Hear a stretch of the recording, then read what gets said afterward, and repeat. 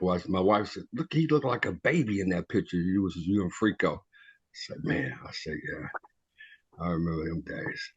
Young cats doing what we do. You know what I mean?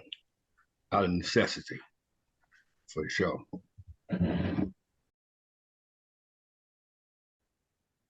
Until Hi, everyone. My name is Andrea Gaines, along with my co host and husband, Richard Gaines. We are so excited to be with you today. Your presence at the Building Resilience Summit Act 3 Rising Stronger Together is truly appreciated. We know that there are so many other places you could be right now. So we are grateful that you chose to be here with us today. The theme, Rising Stronger Together, highlights this collective nature of being resilient. The journey towards resilience is not a solitary one. It's a collaborative effort. It's about people working together to be stronger when we're facing these tough times. It shows how powerful and strong we can be when we unite in the face of challenges. Rising Stronger Together emphasizes the importance of coming together, learning from each other, and collectively building a community that rises above challenges. A community that is greater when individuals come together as we have here today. Ricky? thank you very much, Andrea. I just want to say a couple things. One of them is that our theme. So this is all about our theme. Our theme is reclaiming our lives, reclaiming our stories. Reclaiming our lives, reclaiming our stories. Why that's important? That's so important and so powerful to us because everybody has told our stories. You've heard our stories from everybody but us. And one way to take control of our lives and take control of our power is to tell our own stories, right? So one of our slogans at Returning Citizen Association is reclaiming our lives, reclaiming our stories. Very powerful. And I'm very excited about today because Act 3, three times the charm, right? One of our other slogans is nothing about us without us. So nothing about us without us stands for that we have the lived experience. We was like Marcus say in the young pictures, we was out there messing up, young, really active, not the ones that was bystanders. I like to say that we don't glorify this life that we live, but we really was the ones that was, the people calling the police on, all right. But nowadays, the power in that is the transition. The power in that is the transition. Us being able to navigate them streets, navigate those, penitentiaries or whatnot, and come out on the right side of the fence. Taking care of our families and like being a citizen. Our organization called Returning Citizen Association. We're citizen in every sense of the word, and I'm grateful to have these two gentlemen because these two gentlemen have lived experience. They didn't play games, and we have this expert on here to come and tie everything up. So I'm just grateful, and I want everybody to enjoy yourself. Marcus is a personal friend of mine and a hometown hero of mine. So I'm just extremely grateful for what's happening right now. Drea, thank you. Thank you. We have the esteemed privilege of hearing from our first speaker, Marcus Sanders. He represents our Bay Area region and is from Pittsburgh, California. Marcus serves as a project director with Returning Citizens Association. His unique background as a formerly incarcerated individual brings that firsthand lived experience that we talk about. As a project director, Marcus channels his personal experience and professional skills to create impactful programs for individuals seeking to rebuild their lives. As a skilled carpenter by trade, Marcus is not only adept at his craft, but is also a proud member of the union since 2005. His commitment to his profession and community is unwavering. Marcus's expertise extends beyond the workshop. It reaches into the lives of those navigating the challenges of reintegration into society after incarceration. He is also an active member of RCA, but is also a mentor for those that are still incarcerated. His understanding of the obstacles that the current incarcerated population will face, coupled with his trade proficiency, uniquely positions him to guide others towards success. And even us that are, on here or on the outside or haven't been as system impacted, one time on our podcast about mentorship, he made the comment that as a mom, for me, I'm a walking mentor. Every time I open my mouth, I'm mentoring. And I never thought of it that way, and it stuck with me. So, thank you, Marcus, for sharing that at that time. In addition to his work with Returning Citizens Association, Marcus continues to contribute to the broader community, leveraging his position to advocate for positive change and inspire others with his story of redemption and growth. Through his multiple roles as a carpenter, RCA mentor, project director, Marcus exemplifies the transformative power of resilience, second chances, and community support. Let's all give Marcus a warm welcome. Marcus? Hello, everybody. How y'all doing today? I appreciate the opportunity I'm getting at this moment to be able to share a snippet of what my life has been up to this moment. As you know, my journey continues. It's as we would say, it's a process that's continuously evolving. But I wanted to tell everybody that RCA for me has been a wonderful opportunity for me to allow myself to understand that the healing and the hurt process that I've transformed in my life from just knowing the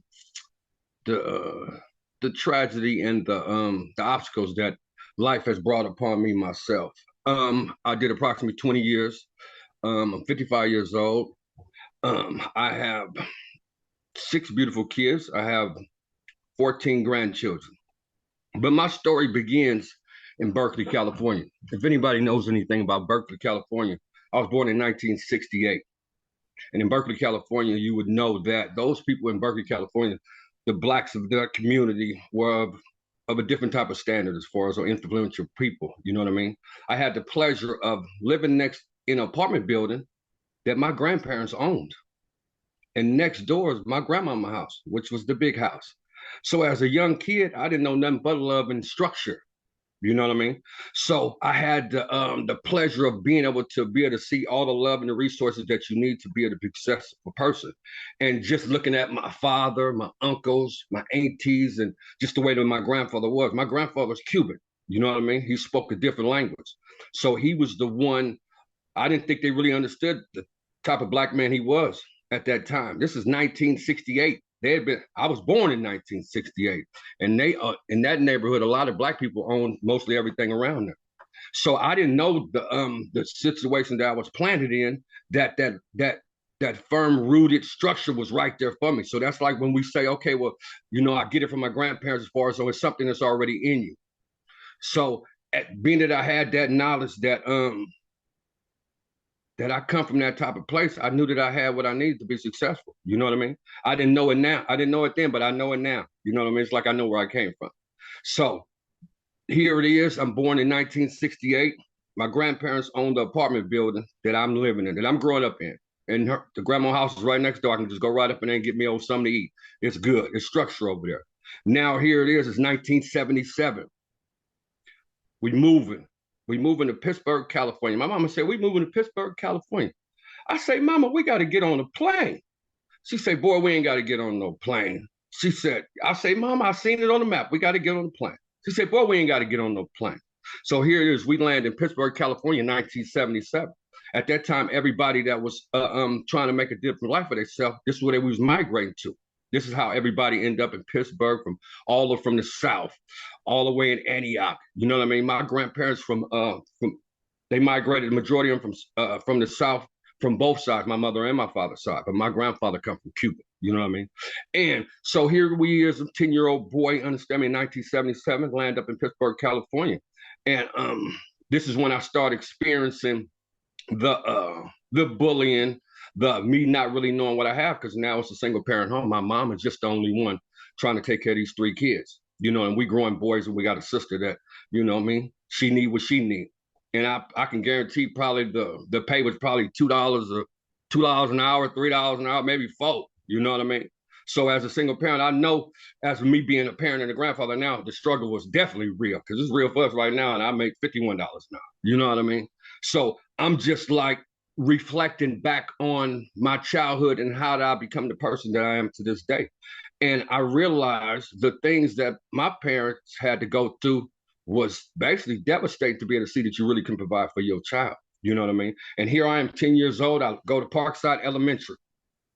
I get there and the bullies, this bullying going on. I don't like bullies. You know, as everybody know, I do not do bullies. So I'm a target of being a bully, being bullied at 10 years old. But you know, in my family, we fight back. You know, that's what we do. You know, and I don't like nobody else taking advantage of anybody else. So I was that guy that I'm finna stand up for the little guy. So my my fighting and not paying attention is causing a lot of problems all the way from elementary to junior high school, and I'm not getting the education I need because my anger of people just messing with other people is allowing me to not get my own education.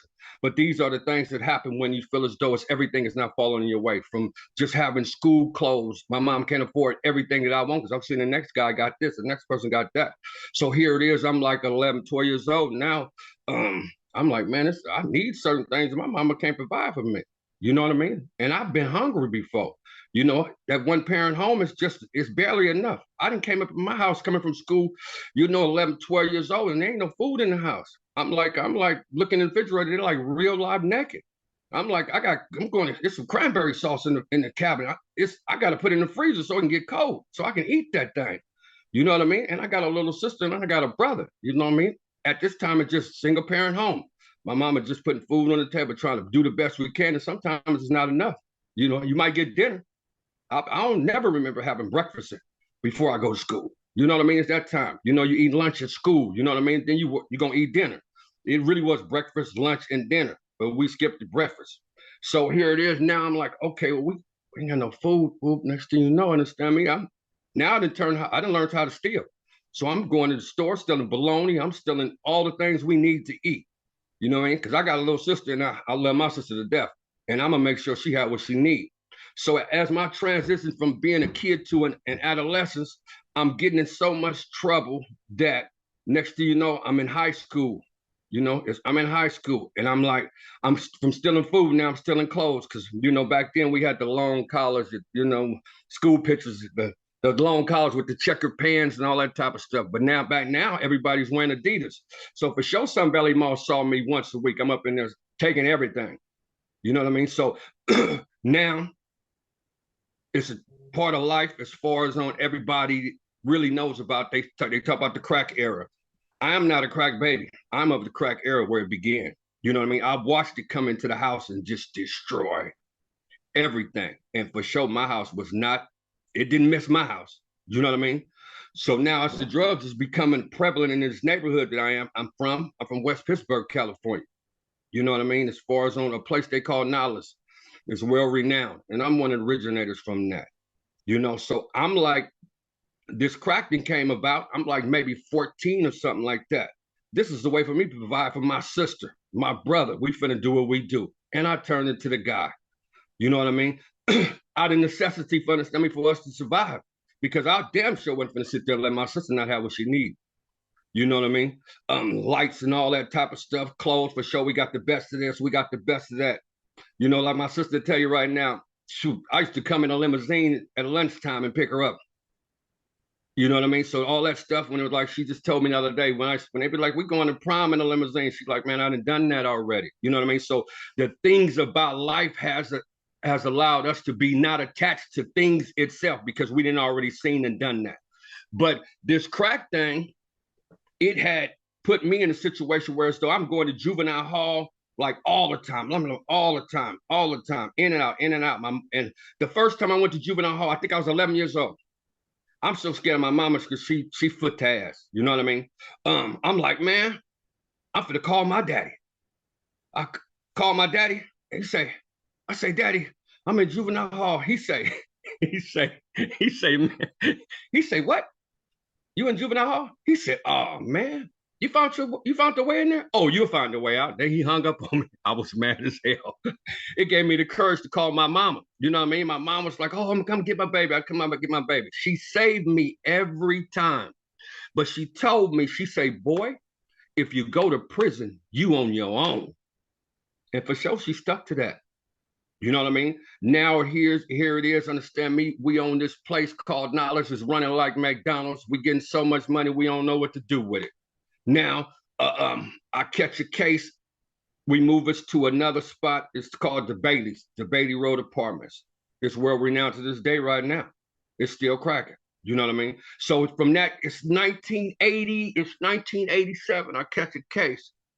I get 6 years. Whoop, I go do the time. And I didn't realize this. This is 32 years later from when this happened. I go do the time. My dad come gets me. My sister right there. I'm excited. He's like, my Uncle Michael, let him rest in peace. I'm like, man, I'm glad to see him. But I realized at the age I am now, I didn't even prepare myself to be free, let alone understand me, that my family understand me, the resources I need to even be successful. My family didn't know the resources I needed to be successful. I didn't realize that until 32 years later. I'm 55 years old. This happened when I was 19. I got out when I was 23. But so when I get out, I'm 23 years old. My dad come get me, got my sister. I'm happy. Said, take you to go see your mama. I'm like, all right, well, that sounds like a plan. You know what I mean? Go see my mama. Well, we got a new addition to the family. My mama had a baby when I'm gone.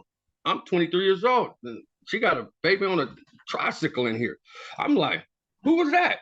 She like, that's your brother. I said, you had a baby while I was gone? I looked at him like he was a little puppy. Like, what the hell?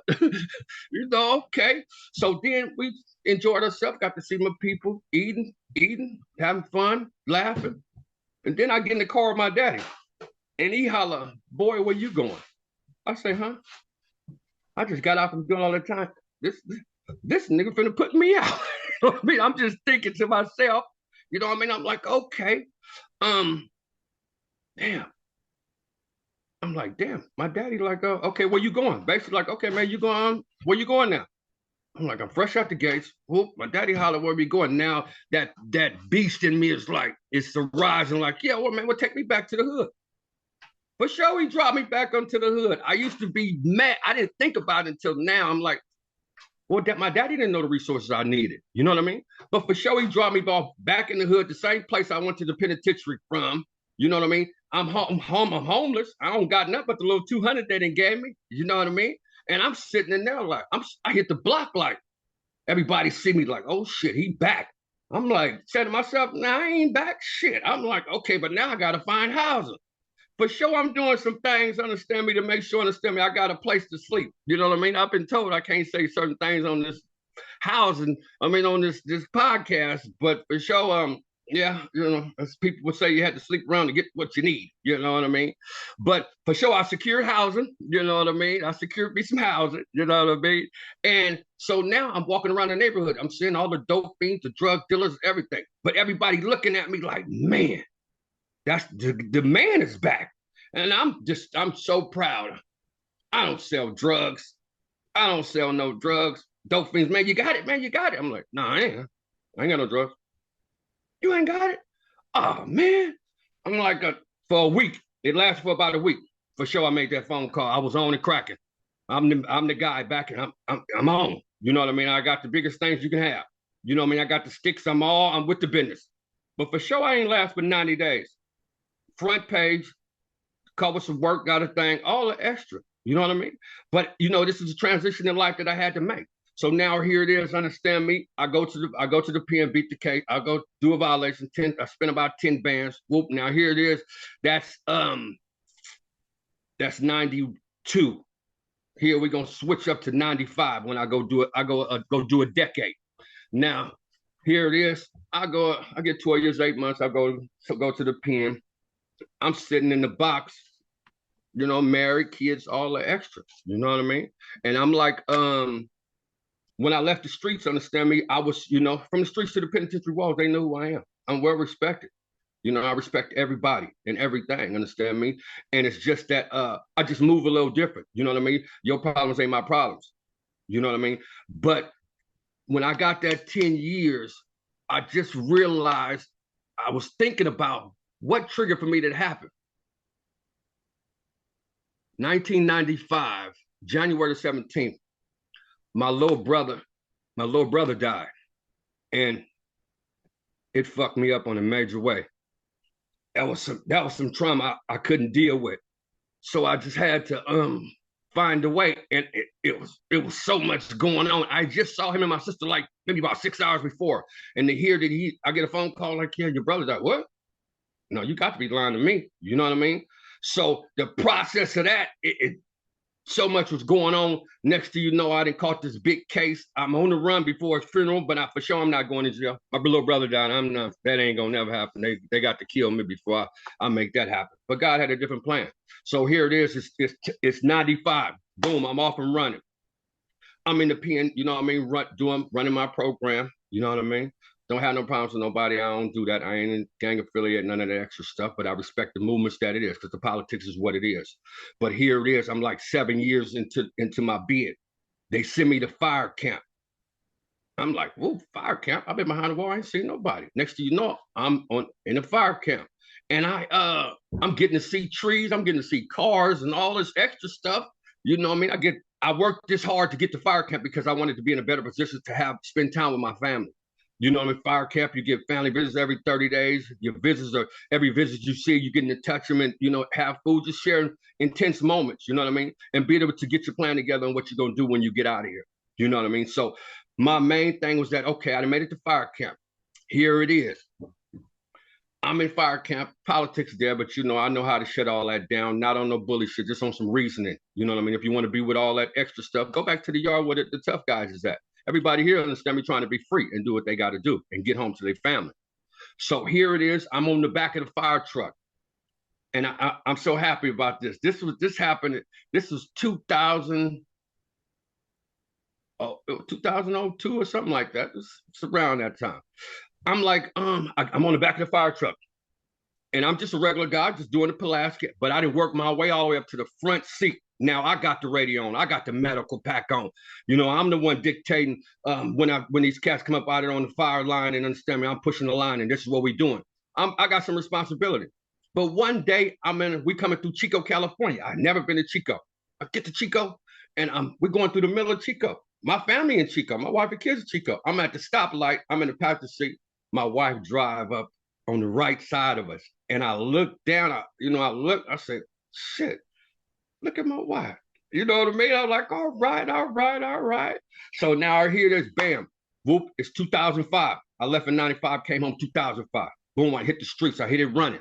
They just didn't talk, I didn't talk everything about fire. So for sure, I'm going to the fire department. Hit CDF, hit Firestorm, boom, Firestorm, which is a federal fire department. They hire me on the spot. I go to see my parole officer. Whoop, yeah, I got a job at the fire department. She like, yeah, that ain't gonna work. I'm like, huh? Y'all just spent all this money to teach me how to be a firefighter, and you ain't gonna let me be a firefighter? Now I'm like, I go over her head for the grievance, like go to her boss. She come to my house and told me in front of my wife and my kids, you need to stop going on my head. You ain't gonna be a firefighter. You could work at McDonald's. Your wife make a good job. I looked at her. I'm like, what? You got me twisted, man. You could send me back to the Bay, and for sure I was gone in a week. Now I'm in the Bay, miserable as hell. My wife done waited 10 years for me to be home. I'm out here with everything that done got me in trouble before, and I fall right back in the same thing. I'm drinking and driving. I done got 3 DUIs. You know what I mean? My wife is devastated. Kids is devastated. This is 2007. But while I was down there in Pittsburgh, California, the guy when I was in fire camp, I had met a guy, white guy. I was working on a project. I'm a convict. He watching me work, and he looked. I'm helping his wife with an FFA. They doing some things for the kids, and he looked at me. He said, "Man, you want a real job when you get out?" I was like, "Yeah." He said, "You ain't gonna do all the stuff you was doing. It got you in here for sure." So now here's when the parole officer sent me back to the Bay Area. I call this guy, and he like, "Man, oh, you home?" I'm like, "Yeah." He holler, "Give me a minute." It took like maybe about a week and a half. Whoopi called me like, "Man, I got you in the union. I need to go over here to local 115. I'm gonna give you your first bags, all of Western." I'm home. This 2005, I'm in the union, Carpenter's union. Something that I never thought I could be at all. But at the same time, it's like you never know who's watching you, who's willing to understand me to put themselves in a line to give you an opportunity to advance yourself. Do you know what I mean? So now here it is. I'm a carpenter. I'm in the Bay Area, but I'm still away from my family. So I didn't stumble like 3 times. DUI. My wife is devastated. It's 2007. It's 2023 now. I ain't drunk and drive since. You know what I mean? But I said that to say I'm still in the union right now from a guy that saw me while I was incarcerated, and he was like, "Man, I see something in that person that I'm thinking he need another chance." And this was a white guy, you know, me being black, you know, the system. No, it's just a good person seeing another good person, and he feels to understand me that I need a good opportunity, and I'm still taking advantage of this today. I'm 55 years old. Like I said, I got 6 beautiful children. I got 14 amazing grandchildren. My wife is the jewel of the bunch. She the one that, you know, she through all the bullshit, she was like, man, this cat right here, boy, he ain't letting up. You know what I mean? Because that was Mark D. But she know Marcus Sanders. I never knew who I was. I never knew Marcus Sanders because Mark D is the one who allowed me to be the person in the streets and everybody that got me to this point who I was. But I'm rediscovering myself now as a person, and that becomes from opportunities and meeting different people and being able to just understand me the trials and tribulations and trauma that I had in my life, which I thought it never was, because we taught understand me you roll with the punches and keep pushing, you know. But now as a returned citizen, I'm allowed to be able to be thankful for the opportunities that's around me and be able to say, okay, well, our main thing is understand I reclaimed my life already. And I want somebody else to feel this understanding and joy that I have, being the type of person I come from. I know it's people out there like, man, the big homeboy. Yeah, I'm known as the general. I'm somebody. You know what I mean? I'm 200 miles away from all the mess. You know what I mean? But at the same time, I still get them phone calls, but they getting reason and understanding from me instead of all that bullshit. You know what I mean? So as of now, I'm like, my joy and peace come from seeing my grandkids walk up in my own house and be like, hey, Papa, how you doing? You know what I mean? Hey, baby, we'll go in and make Papa a cup of coffee. You know what I mean? These type of things. And it allows me now to be like, when I'm with RCA, like, okay, reclaiming our lives, one story at a time. Then I'm like, how the hell they in these offices making judgment calls on what's best for us? That's why we like nothing without us about us. How you gonna be up in the room talking about what I need and I ain't sitting up in there with you? So understand me, this is what we got going on right now. And this is the line we push, you know? And I'm like, man, it's a beautiful thing for me because most me being a black man, we don't think that mental health is a real thing. We think it's weak. Nah, man, this is your path, understand me, for you to be able to get some healing to be the best person you can be. Like what they say, live your best life. You know, man, that's where I'm at with it. And I just want to thank everybody coming out and understand me and be able to, a chance to be able to get a snippet of what we got going on in this RCA movement. We just getting started, understand me, and we running hard. And we just ask that everybody understand me, get the chance to be able to hear what we got to say, support the movement, and tell us your story also. We doing mentorship, but for sure we trying to get up and holler at these kids because they making some decisions, understand me, that ain't gonna get them far. And they living like they don't want to be here no more. But at the same time, it's like, I got 2 boys. They ain't been in jail. You know, one of them that had a little run here and there, but they taking care of their kids. They doing I got 4 amazing daughters. Man, I can't ask for no better than that. We sleep good with at night when it come to that, you know? And as I said, nothing about us without us. You know, all these decisions get made. Yeah, they got bigger what's names. But I also want to say thanks to all our sponsors out there. We appreciate the love and understanding that you came and seeing the value we have. The value we have, you know. And I'm like, man, I'm ready to go. And I'm trained to go. You can dig that part, you know what I mean? But I want to thank everybody for coming out and giving me the opportunity to introduce the next speaker, my guy Jess. You know, I'm from the Northern Cali, he from the South, he from Southern Cali. You know what I mean? And he gonna give you a version, understand me, exactly what they got going on down there. Because our cultures are totally different than here. You know what I mean? But we can relate, you know, and I want everybody to enjoy themselves. Thank you. Oh my gosh, thank you very much, brother. Thank you very much. Give my hand, y'all. Whoa.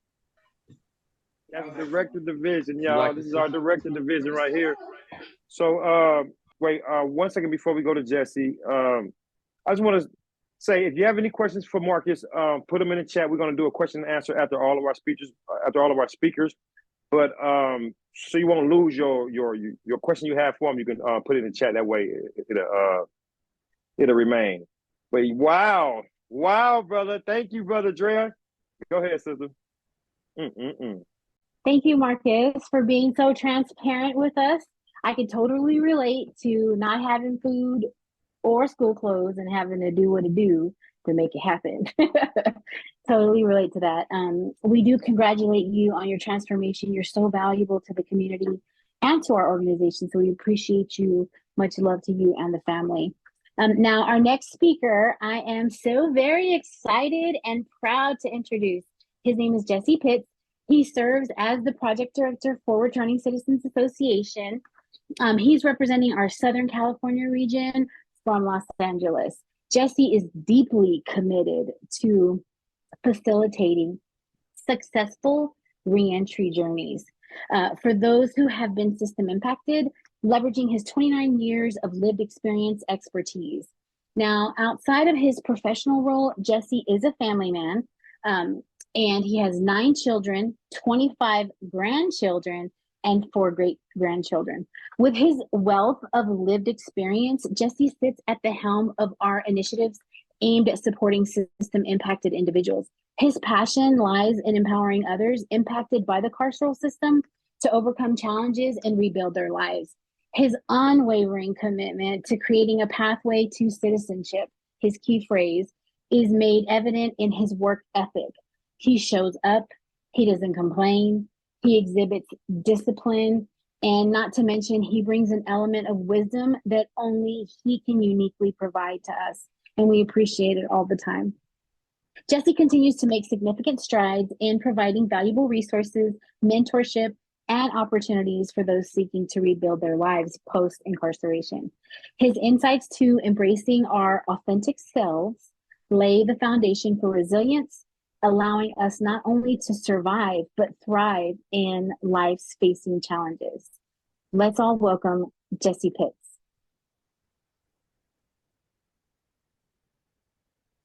Hello, my name is Jesse Pitts, and I'm here representing Returning Citizens Association. And I'm going to speak about my childhood. I'm going to speak about my path to prison. Then I'm going to speak about my path and my journey home. And some of my path on what I'm doing now, about working on a pathway to citizenship for the returning citizens coming home. All right. I was born in 1970, and I have a special guest on here today, my baby sister, Coach Ebony Dubois. And as I grew up in a household with 2 households, my mother's household and my grandmother's household, which was across the street in the projects of Boyle Heights, Los Angeles, which was predominantly Hispanic. And we had some Bloods in there first. We eventually had some Crips in there and various other gangs. And I ended up with the Crips in my life. So when I was a kid, I learned a lot of things, a lot of belief patterns, which later on down the road, I found out was false.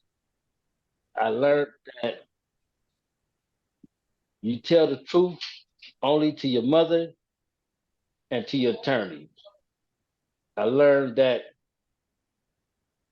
if you could reach the stove, you were able to go light the cigarette and bring it back in the living room for your uncles and your aunties and things like that. And I had a couple of trials at juvenile hall, never went to YA or anything like that. Because, like Mark said, they came and picked me up. My grandmother came and picked me up. So I didn't have to stay. But there was a time when I was around 2 years old, I was still in diapers, and when my uncles had a warrant out on them, they raided the house at my grandmother's house. One of my uncles tried to put something in my diaper, and I ran from him because all my favorite uncles that was spoiling me as a child, when they left with the people, They never came back for a while. So I ended up going back and forth from my mother to my grandmother's house as time moved on. It was just across the street. And then my sister, Toy, was born in 1975. Then my baby sister, Ebony, that's on here, she was born in 1977. And when my baby sister was born, I had to move in to keep my game room at my mother's house because my uncles used to spoil me with like reel-to-reels, air hockey tables, the same size as the arcade. I had all the up-to-date racetracks and all the rest of the electronic stuff. So I was kind of spoiled as a child. I learned a lot from my stepfather. Dealing with him, I had structure because he was military. He was real force in my life.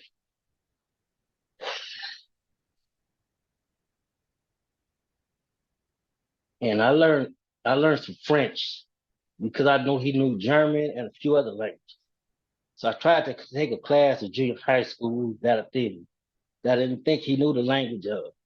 I ended up getting a C in that class in 7th grade. But through elementary school, I went to a lot of elementary schools. I went to Pacific Palisades. I went to Satacoy when they was busing the kids out the ghetto to better schools. But we all got kicked out because it was all out the projects, and when one acted up, everybody acted up. So I started my journey in junior high school. And that freedom of having them 6, 7 hours a day, 8 hours a day, not at home, was really different. Minimum wage was like, I think 325, 350 back in 82. So it was dollar joints. Go spend $10 and you roll 70 joints up and you try to go flip them in school. I hope you don't get caught. And I made it through school. I didn't graduate. The last time I graduated was elementary school until I caught my case. And I got my high school diploma, my GED in the county jail in LA County. Along the way in junior high school, I had a lot of friends that were committing a lot of crimes. It was 3 of them. It was about 12, 13. And robberies was going on in the projects. And one of the robberies happened to be an officer that my friends had killed that day. So they came up to school and got them. And I haven't seen them. I have a lot of friends that I haven't seen since 1982, junior high school. I don't talk to a lot of them, but now I started working my way to prison on my own. I used to DJ with music, with the records. I used to play a lot of sports. And dealing with the sports and then the gangs, there was a lot of places that I did not want to go because each high school in Los Angeles, junior high school, had a different gang affiliated with them. So when my mother moved out to projects, when I was about 14, 13, I stayed in the projects because of the gang that was in the area where she lived at. So now I had a lot of freedom. And it was me and 3 to 4 of my cousins staying at my grandma's house all the time. So it was a real life experience. And the thing that I would change about that experience is how I went about using it. Because we bought cars, they lasted 6 months. We made money selling drugs, it didn't last. So then I ended up on my way to prison, which was January 2nd, 2022, 1992, January 2nd, 1992. I had just got out of jail from having a robbery in January of 1991, which I stayed in the county jail fighting for 7, 8 months. and took a time server, came home, and turned around 3.5 months later, went right back to prison for a murder charge. And now when I look at it, it is about not making the right choices and the decisions in life. Because my family told me to stay home and I wanted to do what I wanted to do. So I ventured around the corner and eventually ventured to 108 police station, and then from there to Crenshaw Robbery Homicide Division, did the Compton Court. And when I got to Compton Court, the first thing the judge say is, Mr. Pitts, you're looking at the death penalty plus 5 years. So I'm trying to figure out how they're gonna get the 5 years out if you give me the death penalty. It wasn't adding up. So I tell the judge, can I come back in 2, 3, 4 months? And he'll waive the time for me because I wasn't ready for it. It was not even register in my head what was going on. So I ended up in the Crip module. We had riots with the police in the gang module because it was, if they stop one person, everybody stops. If one person takes off on the police, everybody else takes flight. It was automatic, no reasoning, no thinking, just take care of your business as best as you could and think about the outcome afterwards. So during my journey through prison, I ended up in New Folsom State Prison, which was one of the worst prisons in California. And it was strict, not from the administration, but from the people that's inside the system.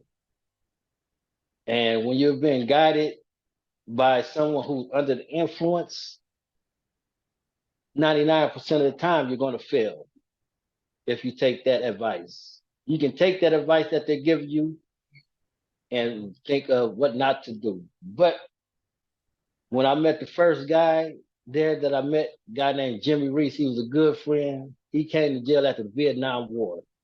He said, youngster, how much time you got? I said, I got 36 to life. He said, well, John, join the club. And I said, well, I'm on a pill.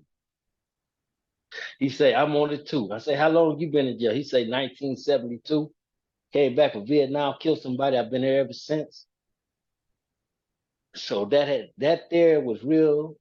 It made everything come to a head that day. And I had to go all in. I went all in.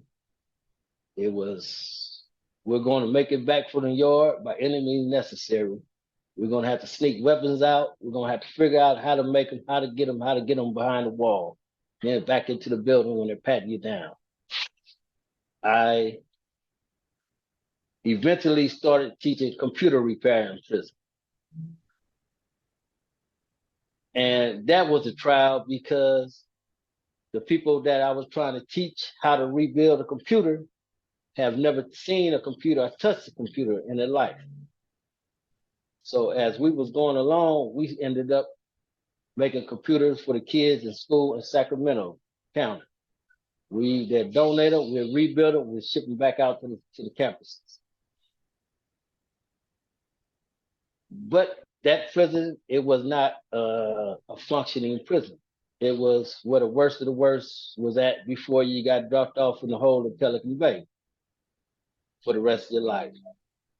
So it was shootings up there by the police. They carried many 14s. It was 2 gunmen in the tower. And each and every time you came out the cell, you was under the gun. You walked the child, there was 2 gunmen in each window on the side of you. And everybody in there had access to being shot at any time, whether for horse playing or whether for fighting or somebody trying to stab each other. So you had to walk lightly and hope that you made it back that day. In 1996, we had a riot where 18 people were shot in New Folsom. One person was killed. 80-something people got stabbed that day. I made it back. I felt blessed now. I know that God had me all the way through. So I ended up going from New Folsom to Lancaster level 3 after 3-year lockdown in New Folsom for racial tension and racial riots. For 3 years it went on. So I left. I got down to level 3 at Lancaster. We ended up having a ride after about 4 or 5 months there. They kicked us all out the yard, and I ended up in San Diego with Donovan. Then I made a trip to Donovan to various other prisons. And when I got to 17 years later, I ended up in San Quentin level 2. And that's where I met Rick at. And I was still doing lots of groups in prison, but I wasn't applying anything that I was learning in the groups. I was still getting caught with contraband. I was getting caught with in riots. I had went to the parole board in 2015 for the very first time. And the first thing they asked me was about a riot in 2014. And I tried to explain to them about nobody said I attacked them. I said nobody attacked me. I just protected myself. But I also had 5 telephones that I had to explain. And it's hard to explain something when you don't know the root cause of it, which eventually I learned 5 years down the road. The reason that I did want telephones while I was in prison, because it made me feel like I was a normal person.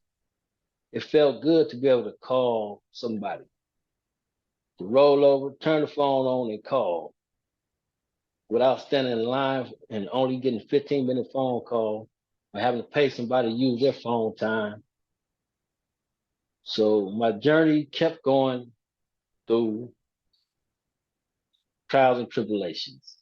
I would take a class and my actions would be the opposite. I take a class about addictions. They tell me, why are you in an NA class? Because you're not addicted to hard drugs.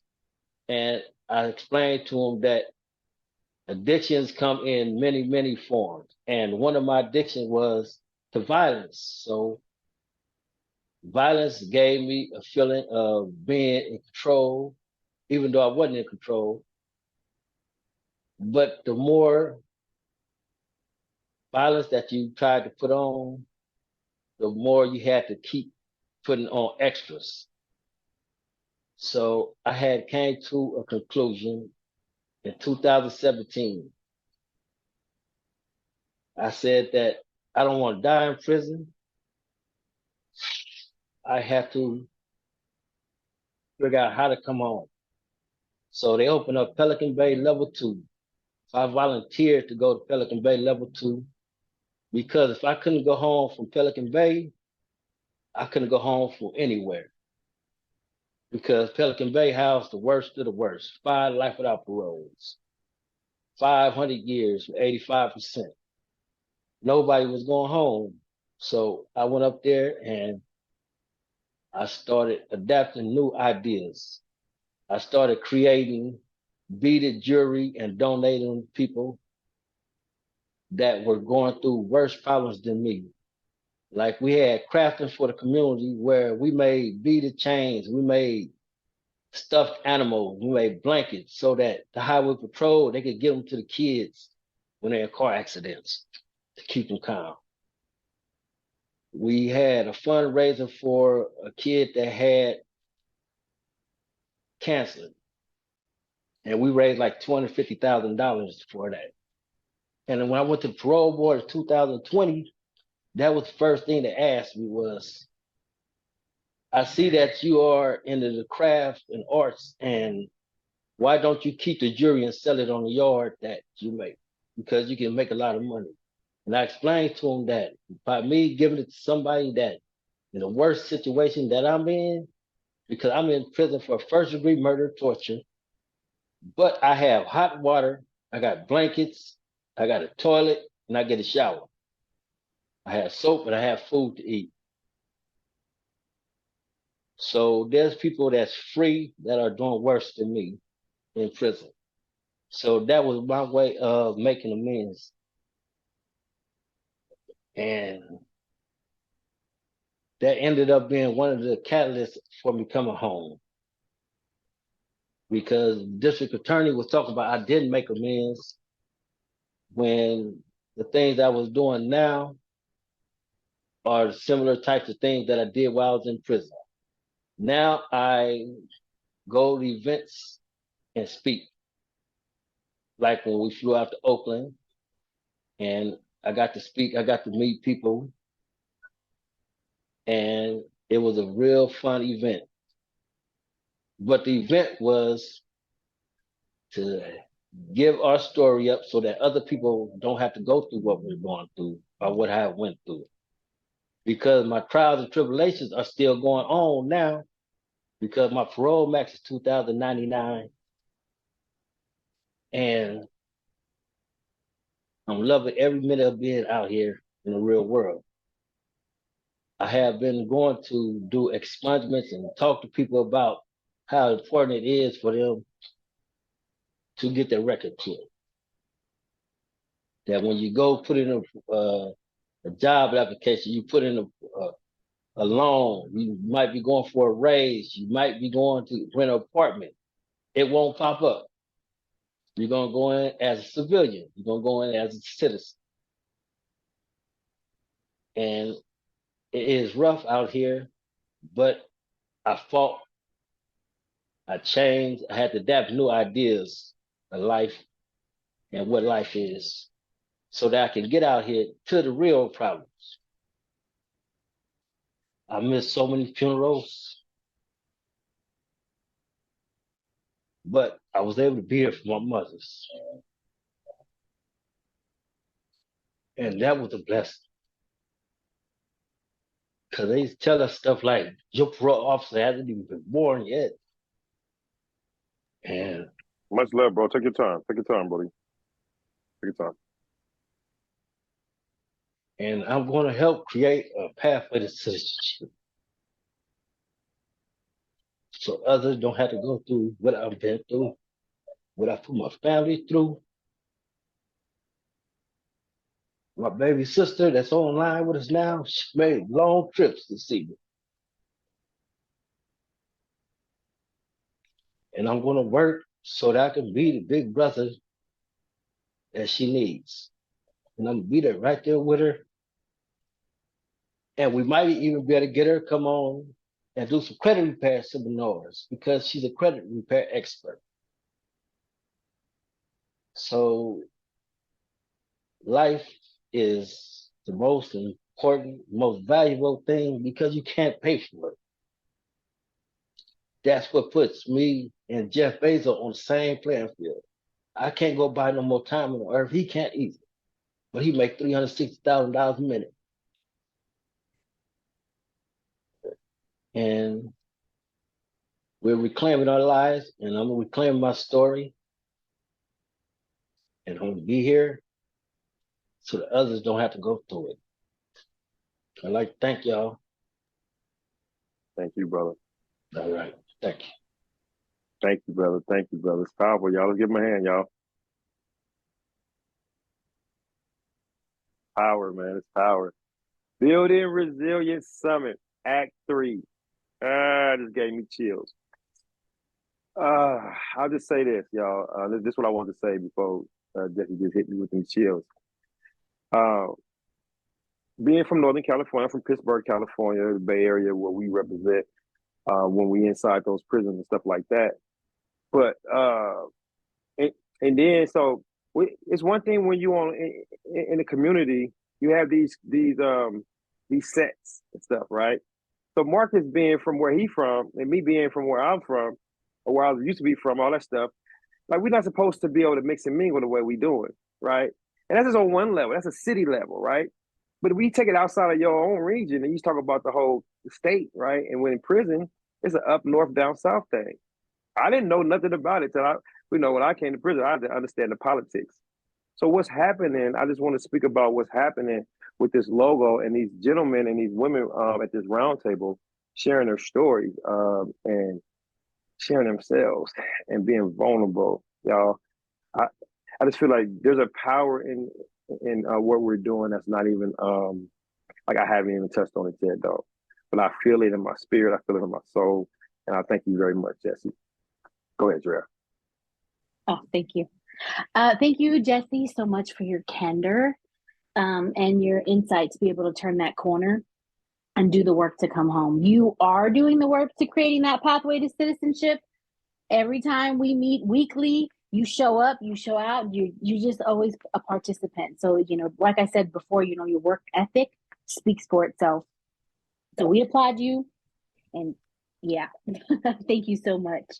So now our final speaker, Miss Chantel Herndon. She's a Brooklyn native who calls California home. Now, for probably the last 20 years. So for the last 2 decades, she's called California home, even though she's a Brooklyn native. With 18 years plus of executive leadership, she's a licensed marriage and family therapist specializing in mental health, substance abuse, and community support. She also actively serves on the advisory board for our own Returning Citizens Association. Much love for that.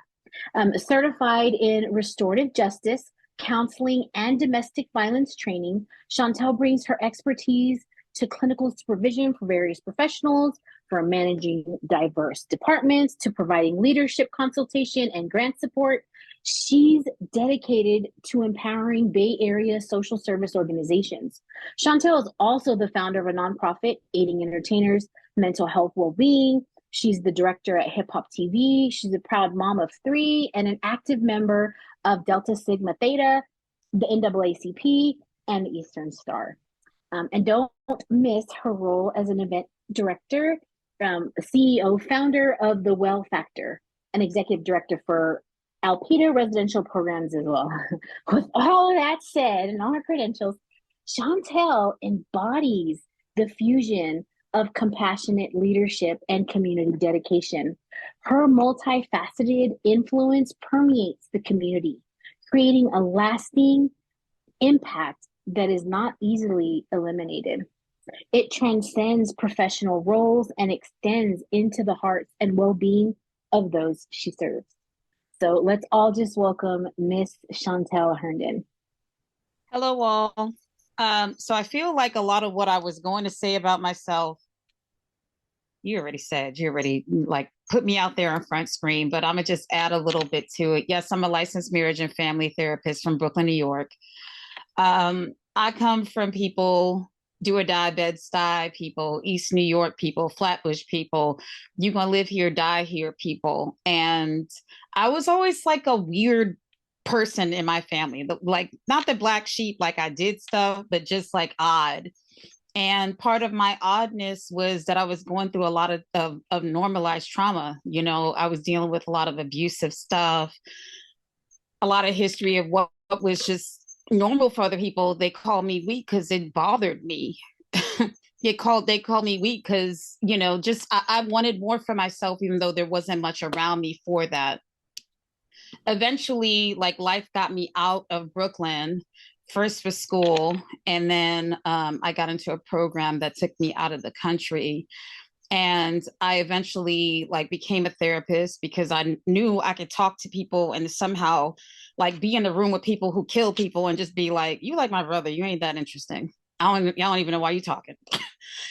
Or people who went through stuff and I was like, oh, you like me, or like my sister, you've been through stuff and that's normal. And I could just be comfortable with everybody. So I went to become a therapist, but I went to school as the first cohort to be a community-based therapist. I'm not a normal therapist. Most of my history has been working with people who are like us. They're dealing with mental health stuff. They're dealing with homelessness. They're dealing with incarcerations. They're dealing with substance abuse, all that stuff. And that's just normal. That's just Junebug right there acting up. It's not nobody special. That's normal. So I've been holding it down in the community. Mr. Fab, about 6 months ago, talked about how he was dealing with anxiety and social anxiety and started this thing called thug therapy. And I'm the one that did the women's version called Fly Girl Therapy. So I'm out there in the community working with organizations that work with our people, such as Returning Citizens, such as Our Joy, such as All of Us or None. And currently, I'm also running for Oakland City Council because I want to put that in a higher level. But getting to what my point is, the theme of today is about resilience. And I want y'all to walk away with feeling like you got something out of this conversation. The specific thing I want you to walk away from is that those of you who have been through the system, formerly incarcerated, currently potentially calling in, are currently in it.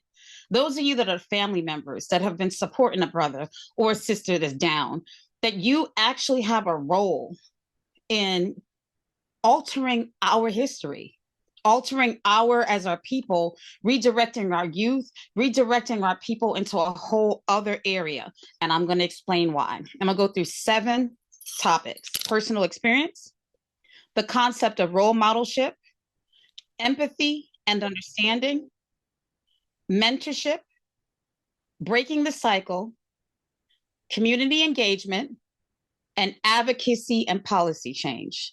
That's my goal today, is to go through those 7 topics in 30 minutes. So bear with me, my New Yorker Brooklyn girl is just gonna go right into it. I always like getting into the work. The first one is personal experience. There is a power in your story. Y'all got to hear 2 brothers earlier today talk about their life and what they went through. There's a power in that story and how it resonates with our next generation. The person who might just be about to go down the street and do some shit. They think that's the way to become, driving a limousine, like Marcus said, pick up his sister. They want to be that. So they see, oh, I could do that. I could have the ability. If I do this real quick, I'll go and pay mom's bills, whatever. So they can resonate with your story. But if you have the ability to say, personal experience, I did that, bro. Let me show you where that left me. That may make them think. And that may minimize the risk of engaging in criminal activity or getting caught up in things that they didn't even know that they could get caught up in. Either they didn't know that if they did that, it was going to be a big deal, or they were with somebody and didn't know that they were going to get caught up with somebody, and then that would be the end of their lives. So there's personal experience that resonates differently from someone who read a book and says, don't do that. That's not cool. That's not kind. Your story means something. Also, music videos, like there's so many. If you look at history, I'm a dork. I look at history. The majority of why our society is the way that it is, and the people of color, yes, there's things that have gone down from history in regards to slavery, but currently it's because a lot of our men are going to jail. Our men are trying to be the men of the house, and they're doing what they got to do to get ahead. And so women are young and having babies too early. And having babies, and then they don't have the man at home or the support system. And so what they have the kids are growing up is these role models of what's on TV. All these music videos glamorizing, all you need to do is steal from, take from, hoe her out. She ain't nothing. So girls are starting to identify in these ways that disrespect themselves. And men are starting to identify with the only way that I can show I'm a man is by being very aggressive. That is what our youth are listening to, is this pipeline to death or imprisonment. That's all that it is. That's what they're saying. Or basketball. There is that too. And that's normalized. So if you are actually done been locked up because you done stole, killed, took from, whatever, you are at the tier of your game. You're going to come back home. People are going to look at you like Marcus said, I was a man that came back up on the scene, and people were like, oh, what he going to be about? Because you did it. But if you can turn around with your personalized experience and say, let me talk about what I missed out on. Let me talk about what that led to. And that's not a great life. Then that transformation, it's transformative, your personal experience. Being able to highlight the lessons learned and the positive changes that you made. Going into the second point of role models. Again, there's extreme importance of being able to be a positive role model in youth lives, and not only in the youth lives, but people who come out. It's normal to struggle when you come out and then realize, like, damn, it's hard to get a job. Darn, people are expecting me to do what I normally did. People are just out for me because that's what I was before. now I got all of this expectation without much resources. Being able to say that to someone and to hold their hand and say, brother, like, yeah, I get that. That is hard. I see it. And let me tell you another way. Without that, people are left to nothing but the streets saying, come back and do what we know you can do good. The state is ready for you to be back a body, making money, being a good returned citizen back to jail. That's what they bank on. You are worth more money being locked up. So if you don't have the hand holding of a good role model who has been there to say this is normal and let me walk you through it, then you are left to nothing but society pushing you back down into that jailed place. Again, back to glorification and being able to normalize it. This is normal. But to say I have the ability, you have the ability to be successful, turn your life around is really important. Third, empathy and understanding equals resilience. By your story, you have the ability to have an experience of it, the personal experience, to empathize, to be able to say, it sucks, but I expect more of you. It sucks, but you got to do better. It sucks. Yeah, everything's out there waiting for you to do such and such and such. I get it. I empathize. I know how easy it is. But that ability to empathize and understand makes your ability to have a relationship with that person and reach through all the things that are set up against them to like do the same thing and end up back locked up. That ability to reach into their spirit helps them to trust you more. Helps them to see you more. You're not just some therapist. You're not somebody just out there. You're not just somebody trying to lock them up. You actually have a vested interest because that's you. So there is importance in recognizing your role through empathy and understanding. Number 4, mentorship and guidance. Remember that in that space, you could prevent your child, your grandchildren, their children, all through your actions and your experience, from redirecting them from doing something that can get them locked up for 20, 30 years life. You have that ability to do that for my kid, from the kids that I work with. I work with a lot of homeless kids. I work with a lot of people who are at risk. That's so much of the kids that are homeless, so much of the people who are locked up are ours. Your story and your ability to not just get stuck in your story, but to use that in a way of being transformative as you as a tool can be a tool for healing for a whole group of us beyond just one or two. Because if your son ain't out there doing the shady stuff, he ain't bringing in his cousin and you know, his best friend down the street and such who may be subjected to witnessing the crime that they did because they just trying to bip or whatever. All of that has such an effect, and it has an effect on society. The less of us that are out there doing stuff, the less people get to say, well, that's what they are. And you have that ability, some of you, and the family members that are on here who have experienced the loss of a loved one. Get to say, no, that's really traumatizing. Don't re-narrate my story. Don't tell us that that's what we are. No, we are not that. And it's traumatizing to us as a people.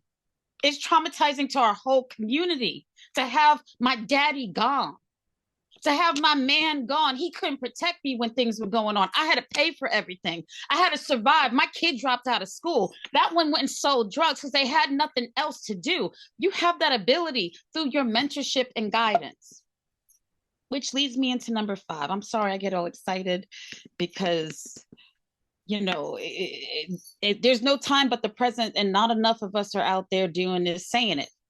Going for bat for it. It's not glamorous. I can make a lot of money saying, yo, kill, rob, I'd be terrible at it, by the way. But if I did, it would be much more glamorized than being able to say, no, that's what they want. There's a lot of money in it, not for you. There's a lot of money in it for other people to get us locked up. So breaking the cycle, it's important to be involved in mentorship opportunities to contribute to the whole. Sharing your stories, offering guidance, helping young people understand the consequences of their actions can make a positive change. And also doing stuff like suggesting help from people like me. Sometimes we really just don't have it all. You know, you can't just give them to everybody, go to a therapist, because some therapists are not, you know, just like you won't just trust any person. You got to vet your person, but being able to say, nah, the sister's going to be down for the cause. That brother, he's going to be down. He's going to look at you and treat you like you're a person, see you as a person, see your inner spirit and try to guide you. Sometimes we need more than that, more than just the homie. You know what I mean? I hope that that makes sense. 6 is community engagement. And I think I spoke a little bit about community engagement. Just seeing your role in regards to community. Society like throws people away. You get locked up, you got a number, you're a bad person. Anyone who's involved or around you, your wife shouldn't say she's without anything. She deserved it because she's connected to you. Your daughter, this, that, and the other, they deserve it because they were connected to you. All that is part of like putting away the issue. We don't have to deal with it. Just like slavery, actually. After slavery was over, it was like, oh, it's over. Get over it, move on, keep moving. Not thinking of, well, you owe us. B, how many of us died? C, you're still abusing us in other ways. It's still the same way, but your thing is, oh, well, we say we ain't doing it anymore. So just move on. The ability to say to the community, no, there's effects. If it's effects for someone to be raped and they're traumatized out in the world, what is it like to have someone go into your house, the jail cell, and get raped by your keepers, the gang leaders, and it be okay? The patrol, the wardens, this, that, and the other. What is it like for us to be subjected to things as the American country saying that that's okay? That's abuse. That's traumatizing. So being able to get a way to figuring out how to make your community engagement is really important and is part of your process as being resilient. The last point is advocacy and policy change. The only way that anything is going to change is being able to say, this is my story. It's not just my story. This is me, but I'm hundreds and thousands of people. And that means something's wrong with the system. And I want to be able to be advocating for the root causes, not blame, because I'm not going to just say it's all your fault, but you have a fault in it. I have a fault in it. We all are part of it. It's normalized, you know, and this is the root causes. So what can we do differently? Some of the things that you can do differently today is telling people to vote. A lot of people who come out don't feel like they have a right to their thoughts or their whatever. And that lack of not having a right to vote or even a thought that you have a right to vote just says everybody else still gets to have your, you know, have the power. You're still walking around behind gates, behind bars in life, telling people to vote for what they want. Going and saying something about things, advocating, making a change, being active. Part of why I'm running for Oakland City Council is because this is the work that I've been doing. And I just noticed that I sit in a room, being an executive director, helping organizations, being on boards, but there's just a limited amount that I can do when I can help hundreds of people. But ultimately, some person in a room can write a thing on a piece of paper and that law goes into effect and that stays into effect 3, 4, 5 years until somebody else decides to change it, which takes 2 years. That's 5 years of somebody's life. That's a travesty. That's how big things happen. By the time they get to us, the system has failed them. Hundreds and thousands of people. So I say, get out there, advocate, reclaim your history with dignity, reclaim what you've gone through with dignity. And my last thing I'm gonna say, because I'd love to do a training just on this, on the reclaiming with dignity. Just like they start when we go to school and they talk about Black people. In some way, we somehow just started existing during slavery. They don't talk about what we did, all the stuff we were able to accomplish beforehand. They talk about us in regards to slavery. We can't start, y'all can't, people who have been locked up, people who have dealt with people being locked up have a story that should be starting before slavery, not in response to being locked up, not being in response to in that slavery system. Talk about who you are, talk about your mama in a positive way, talk about the light. Yes, there were mistakes, yes, there were things that happened, but those are normal. Society really wanted that to happen in a lot of ways. There's a lot of system that made that happen. Talk about who you are, not just in relationship to your story, because there is something about the story being utilized to keep a system going. Traumatizing yourself, traumatizing others with your story, being that like thing as opposed to using it as a tool that you intend it to be used for. That's where the art comes into. Remember that each person's story is unique. So while you're telling your story, also listen and learn from others. I hope that's helpful. Thank you. Thank you so much, sister. Y'all hear her? Oh, let's give her a hand, y'all. Woo, woo, woo, woo, woo, woo, woo. All right, so we're gonna go into our question and answer session here, and I'll just say a couple things. There's I want everybody to get the exit form. We got an exit form in the chat. I don't know if you can copy paste that. Maybe we can email it to you, but it's in the chat, so you can copy paste that. It's a couple questions we want to get some feedback about how you felt about this evening. So let's go into our question and answer. I'm gonna make it where everyone can unmute yourself, and let's try not to talk over each other. But let's throw a question out there to any one of our speakers. Thank you.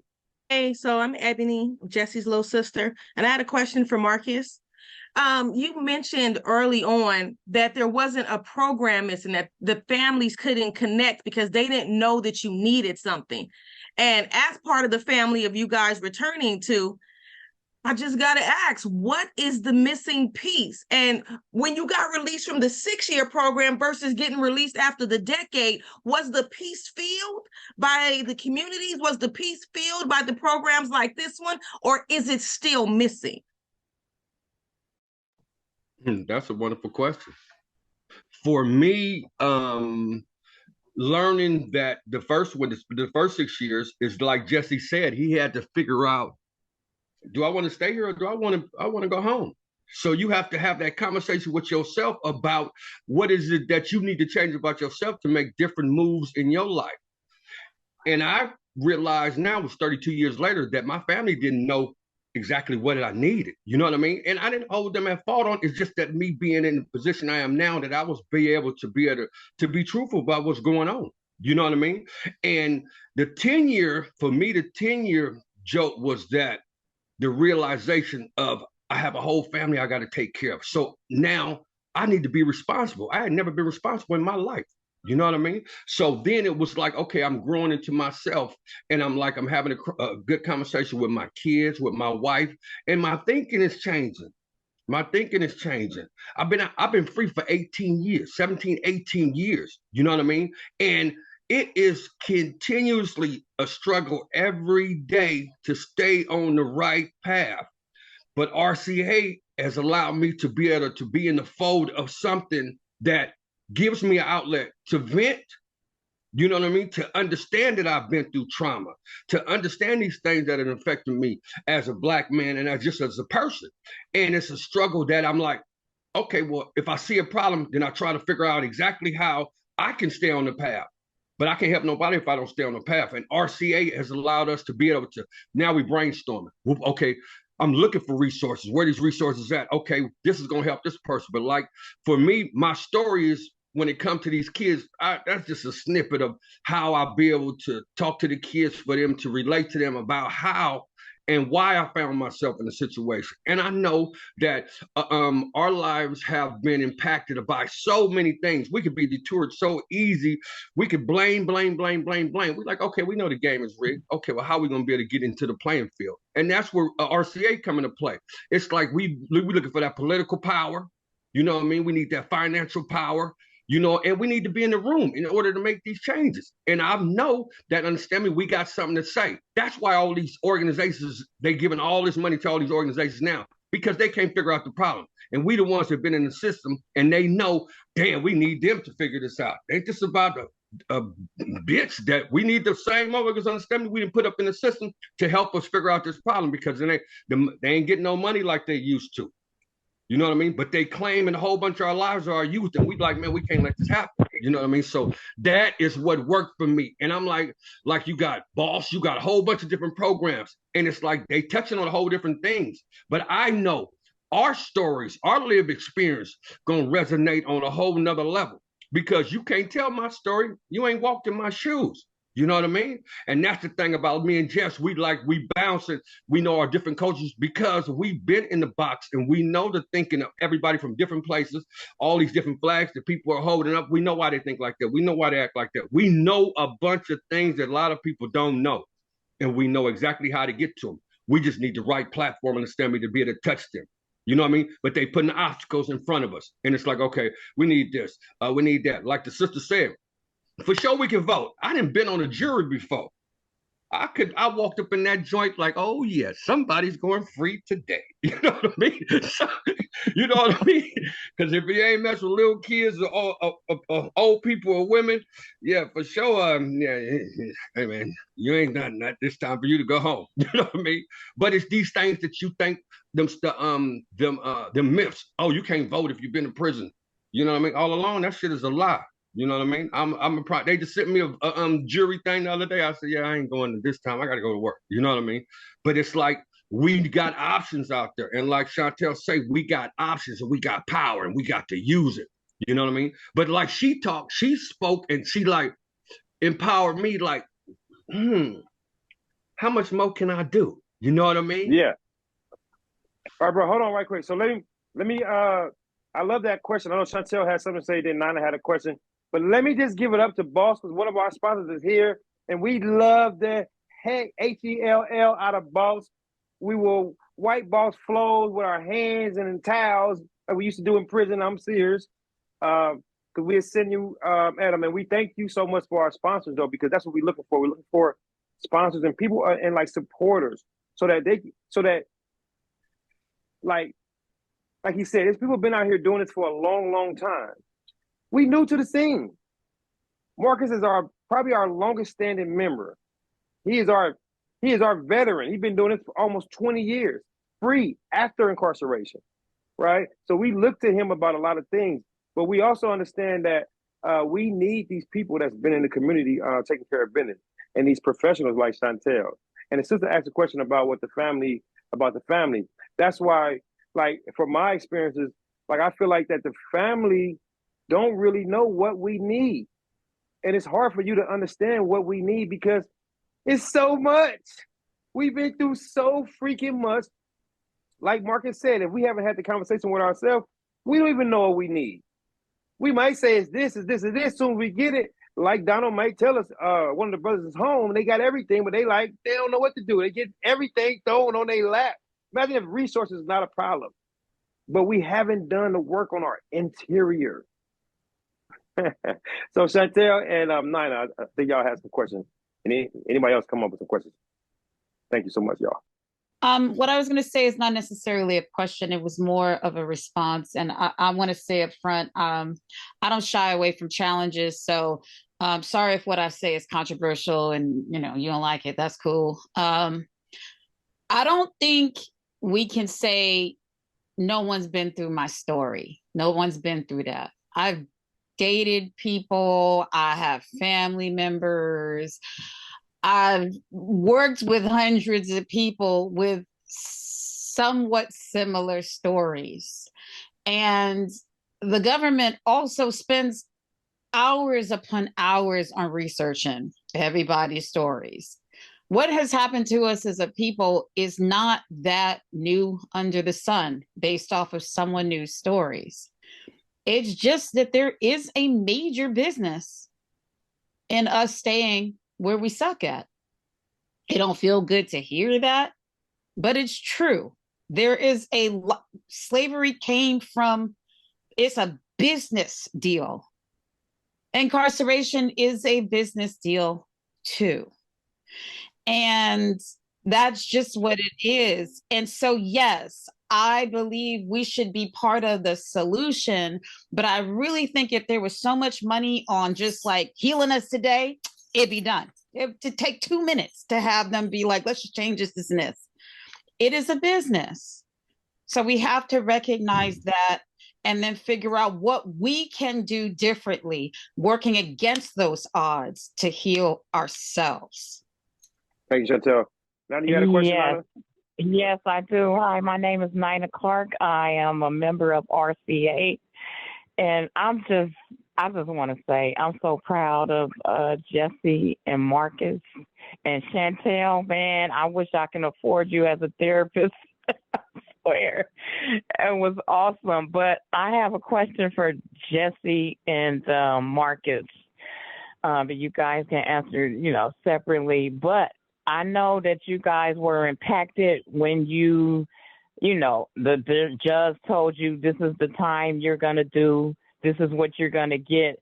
But when did it come to realization that it put it was traumatic for your family members too? When did it come to realization when it impacted your family?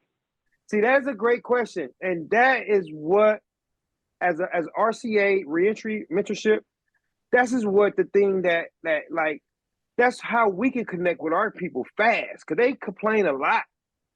But what y'all finna say is, I already know what y'all finna say. I want y'all to answer it, but I'm saying that's when the work happened.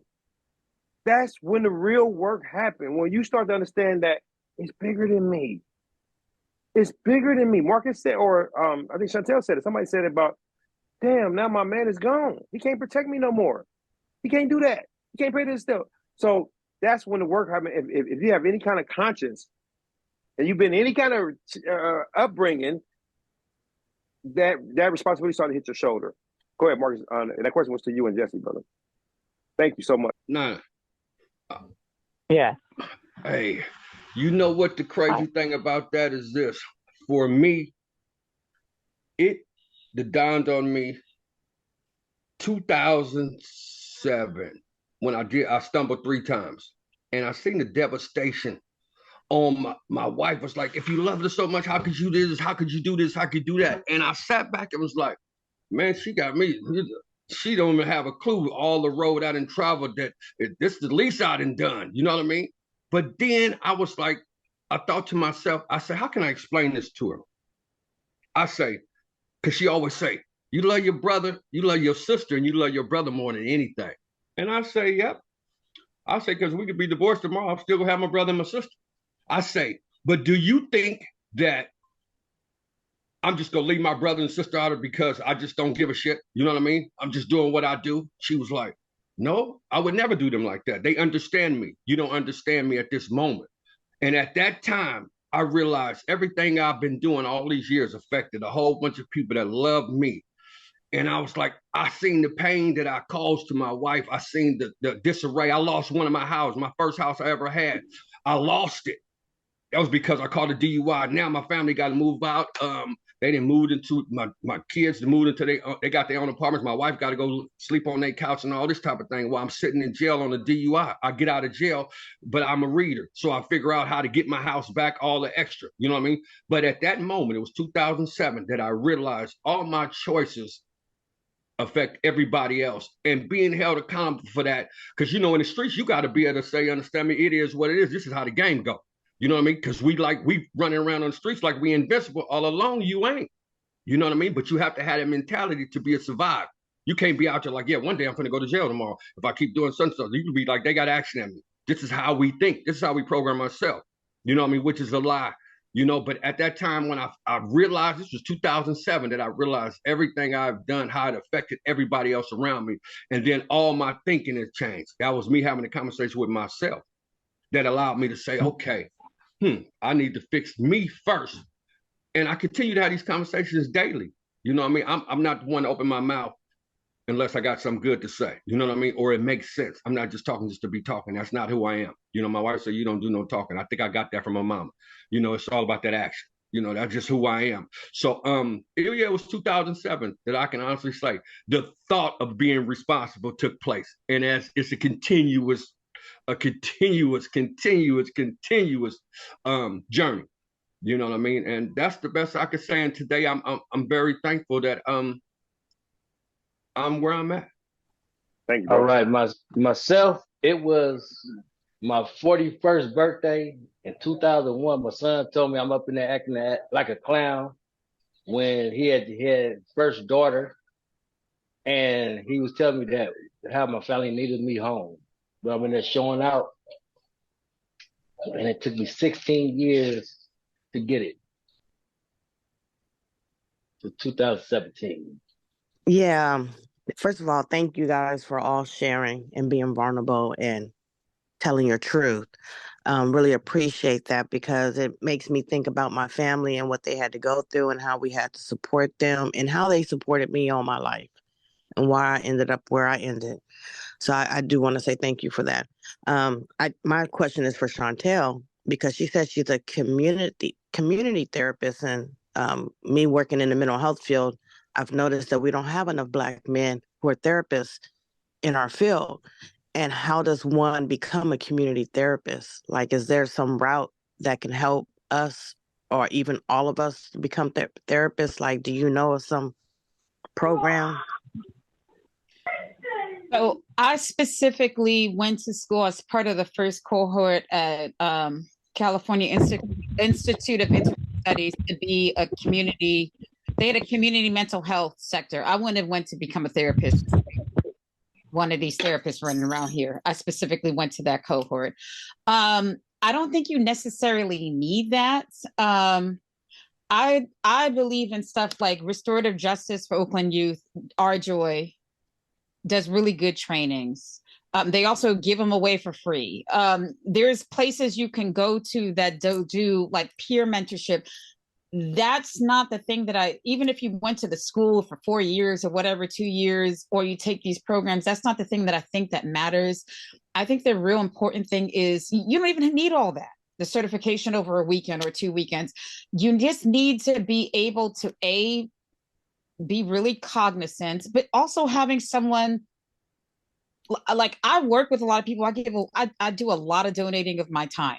A lot of the work that I've been doing for the last few years, I don't get paid for. There's no limelight about it. I just feel like it needs to happen.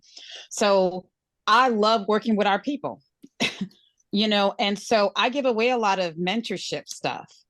So let's hear you talk. I'd have feedback from today, and if you cared, I'd want to be like, okay, this is where I see how that could have looked differently, how it could have been more about a person if you're trying to get them to talk as opposed to us talking, and there's just a lot of opportunity to give in your way. Pastors give in their way. We all have a role. Actually, therapy itself is a European concept that was created about finding out what's wrong with those people. Indigenous people, us. They looked at us to see what was wrong with them. It's a systematic thing. We do that naturally with each other. We just got off base. So I would say it's about getting a really good bomb therapist that knows it and also can mentor you through knowing how to do both. I don't know if that makes sense. Does that help? Andrea.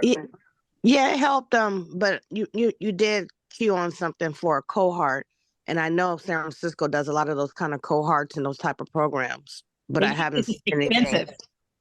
Yeah, sometimes they pay people too to do the cohorts, like with the new programs that's been coming up. So I was just wondering, if you guys do put something together, that would be a nice little cohort to put together. If you guys you ladies or you gentlemen are here that's our guests, you have a question you want to ask, that's a perfect opportunity for you to unmute yourself and throw it out there. Thank you, Coach Ebony, for your question. Thank you, Nina, for your question. Thank you, Denise, for your question. All right, Dre, you're up. Okay, so I have a question for all of you. What are some strategies or techniques that you would recommend for building or maintaining a sense of resiliency? Say that again. What are some strategies, like some techniques or strategies that you would recommend to build or maintain a sense of resiliency? Like when you're resilient, like build it or maintain it. But some techniques or some practices that y'all would recommend that helped you individually. I'll go. Okay, go ahead. You go first. All right. Mine is to think. Because as a child, I played sports. When I played football, if I was going out for a pass and the guy was holding me and I reacted, I got a penalty. I got a flag. I got in trouble. So it is about thinking of the outcome that I want. And the outcome that I want now is to be able to show and have my kids and my grandkids see what I do. That way I don't have to explain it. Perfect. I think that answers that question. And let me see. I'll just say this. I'll say again about that exit form. I kind of want to get the feedback from all our participants or our attendees who are here. If the exit form is in the chat, if you can't get it there, I can email it to you. But we would like for you to copy that or click that link and answer those questions. It just helps us to make this event better, because we're set for Act 4, December the 9th, which is the second Saturday. It will be our 3 ladies. It's going to be so awesome. None of them have been in prison. They'll be talking about the impact of, our stuff as it relates to mental health. But yeah, is there any more questions? Go and give it to him. I wanted to add real quick to Drea what she said. Correct. I think it's also about surrounding yourself around people who you want to be like. If you're around shady stuff, it's more likely you're going to be around shady stuff. If you're around people who respect you and they want to see the best out of you and they doing stuff that are positive, they're going to expect that of you. And then you're going to naturally want to be that. So I would say it's about changing your community a lot of the time if it's not the right community for you to be in. I know that personally, and I've seen it be the destruction of people and also the healing of people. Taking the time to recognize that, creating that for yourself and breathing into it as you go along. Awesome. All right. Well, I don't want to hold you guys too long. We have a little more time for questions. I have something else, Ricky. I want to explain to Marcus. Wait, I think you want to answer that. Yeah, I wanted to answer that. I wanted to answer that question. Also, my sister been trying to get on, and she want to say something. But like something Chantel said. She said, changing your environment is, for me, my resilience started that when my wife moved me to Chico. I'm from the Bay. I ain't never been up here. You know what I mean? So she was giving me a head start before I even knew it.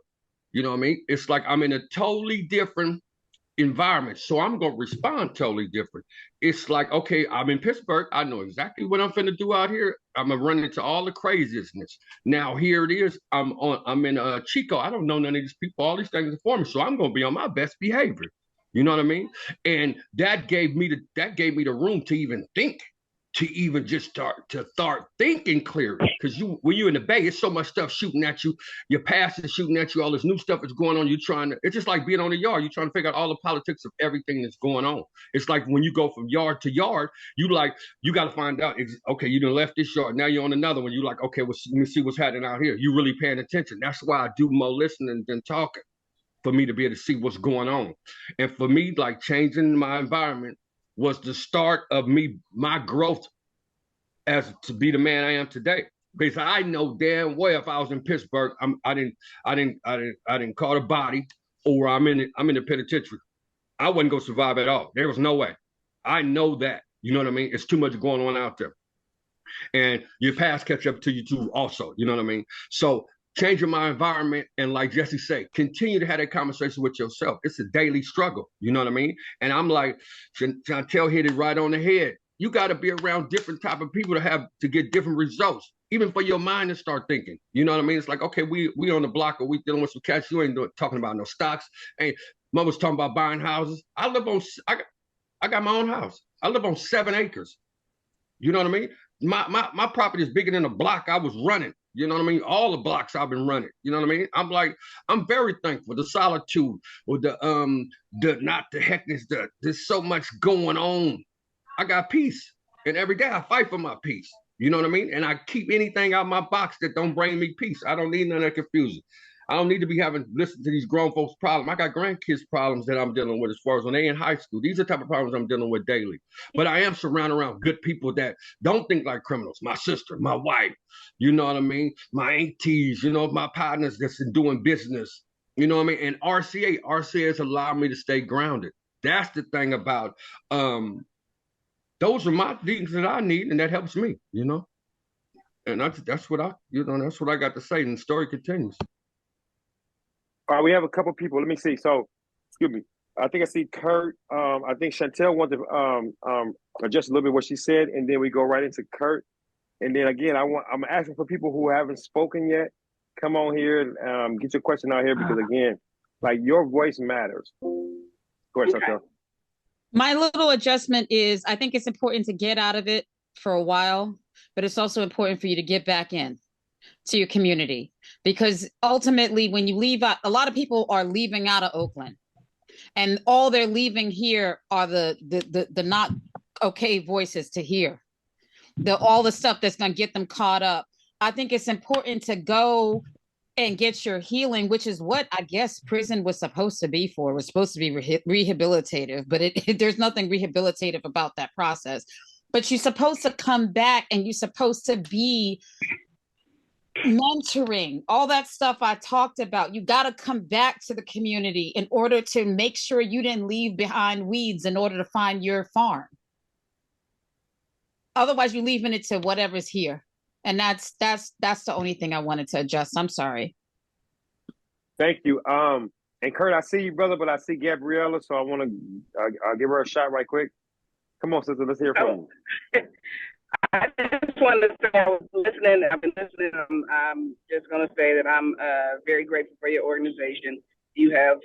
I'm just the baby sister. So when I say what I say, yes, my brother listens, but he's listening more to what you guys have going on. And I think it's in a sense of being able to reach back and pull up and help, you know. And when she brought the question about when it comes to the family and your family don't know what you need, well, we ain't never had anybody in our family go to prison like that before my brother.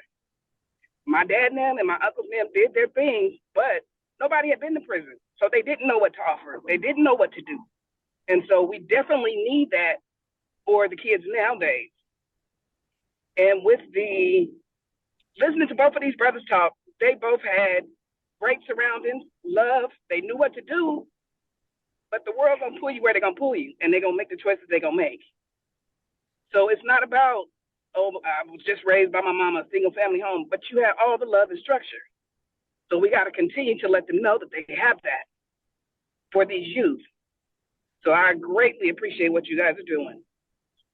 Oh, wait a minute, sister, because look at here. First of all, thank you very much for speaking up. But wait a minute, because you really got to go on, like, you toward the end of your statement or your speech, your talk. Can you say that all over again? Because I think you're in a great place now. We can hear you perfectly. I want to hear it again. Oh. I think I heard what you said. I was just saying, I'm grateful that my brother is in connect with you all and what you guys are doing, because yes, he listens to me, but I am the little sister. I have a bunch of brothers. They listen to me, but yeah, it sounds different coming from somebody else. And so the reach back that he is able to do is a wonderful thing. And just being in the sense that, yes, both of these men that I've listened to today had love, support, all that stuff. But your family, like when my brother went to prison, nobody had been to prison. Not at that time, not for that long. So they didn't know what to provide for him when he came home. And so we need to be able to provide that for these children now, for the youth now. We need to be able to prepare the family for that now. You know, and like he said, he wasn't no crack baby, but he was born into the crack era. And that's when it got going.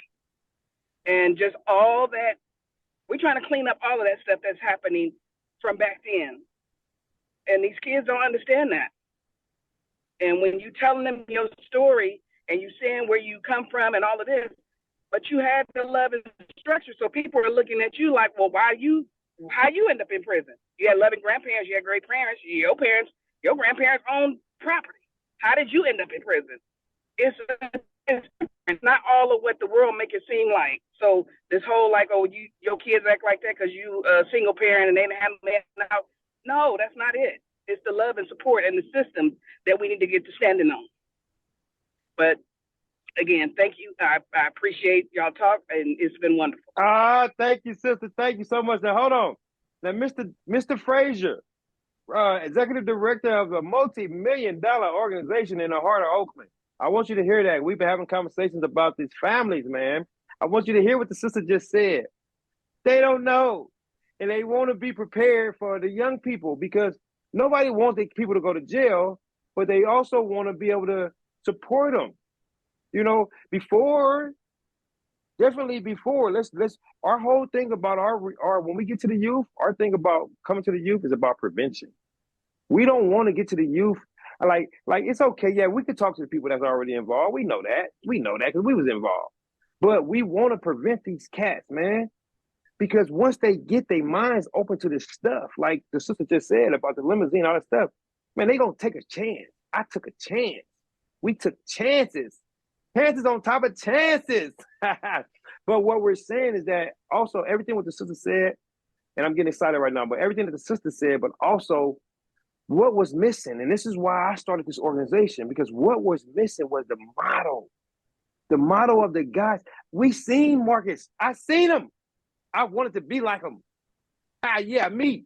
I am a prime example. I followed his footsteps. He ain't from my area, but I followed him. I seen him. He looked good. The ladies liked him.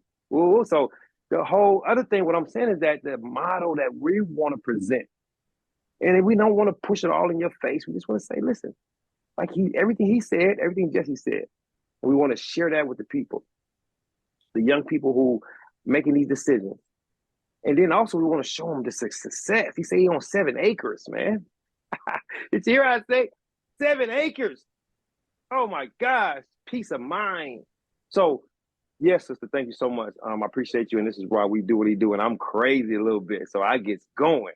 But it was other people. It was other people. I just wanted Mr. President to make sure that he heard a family. That's a family member saying that they want to be prepared about something. So yeah. So who was next? Because let me tell you how much time we got. We got 9 minutes, y'all. Who's next? Are you gonna unmute yourself, or you can just speak freely? And then I'll try to unmute you again. I heard your background noise. Somebody's trying to connect. Who's over here? Oh, there's Donald trying to connect back. Come on, Donald. Donald must got something to say. Come on, brother. We want to hear from you, man. Yeah. Go ahead, Dre. You're up, sis. Wife. Kurt, I'll go after Kurt. I think Kurt had his hand up. Thank you so much, co-host.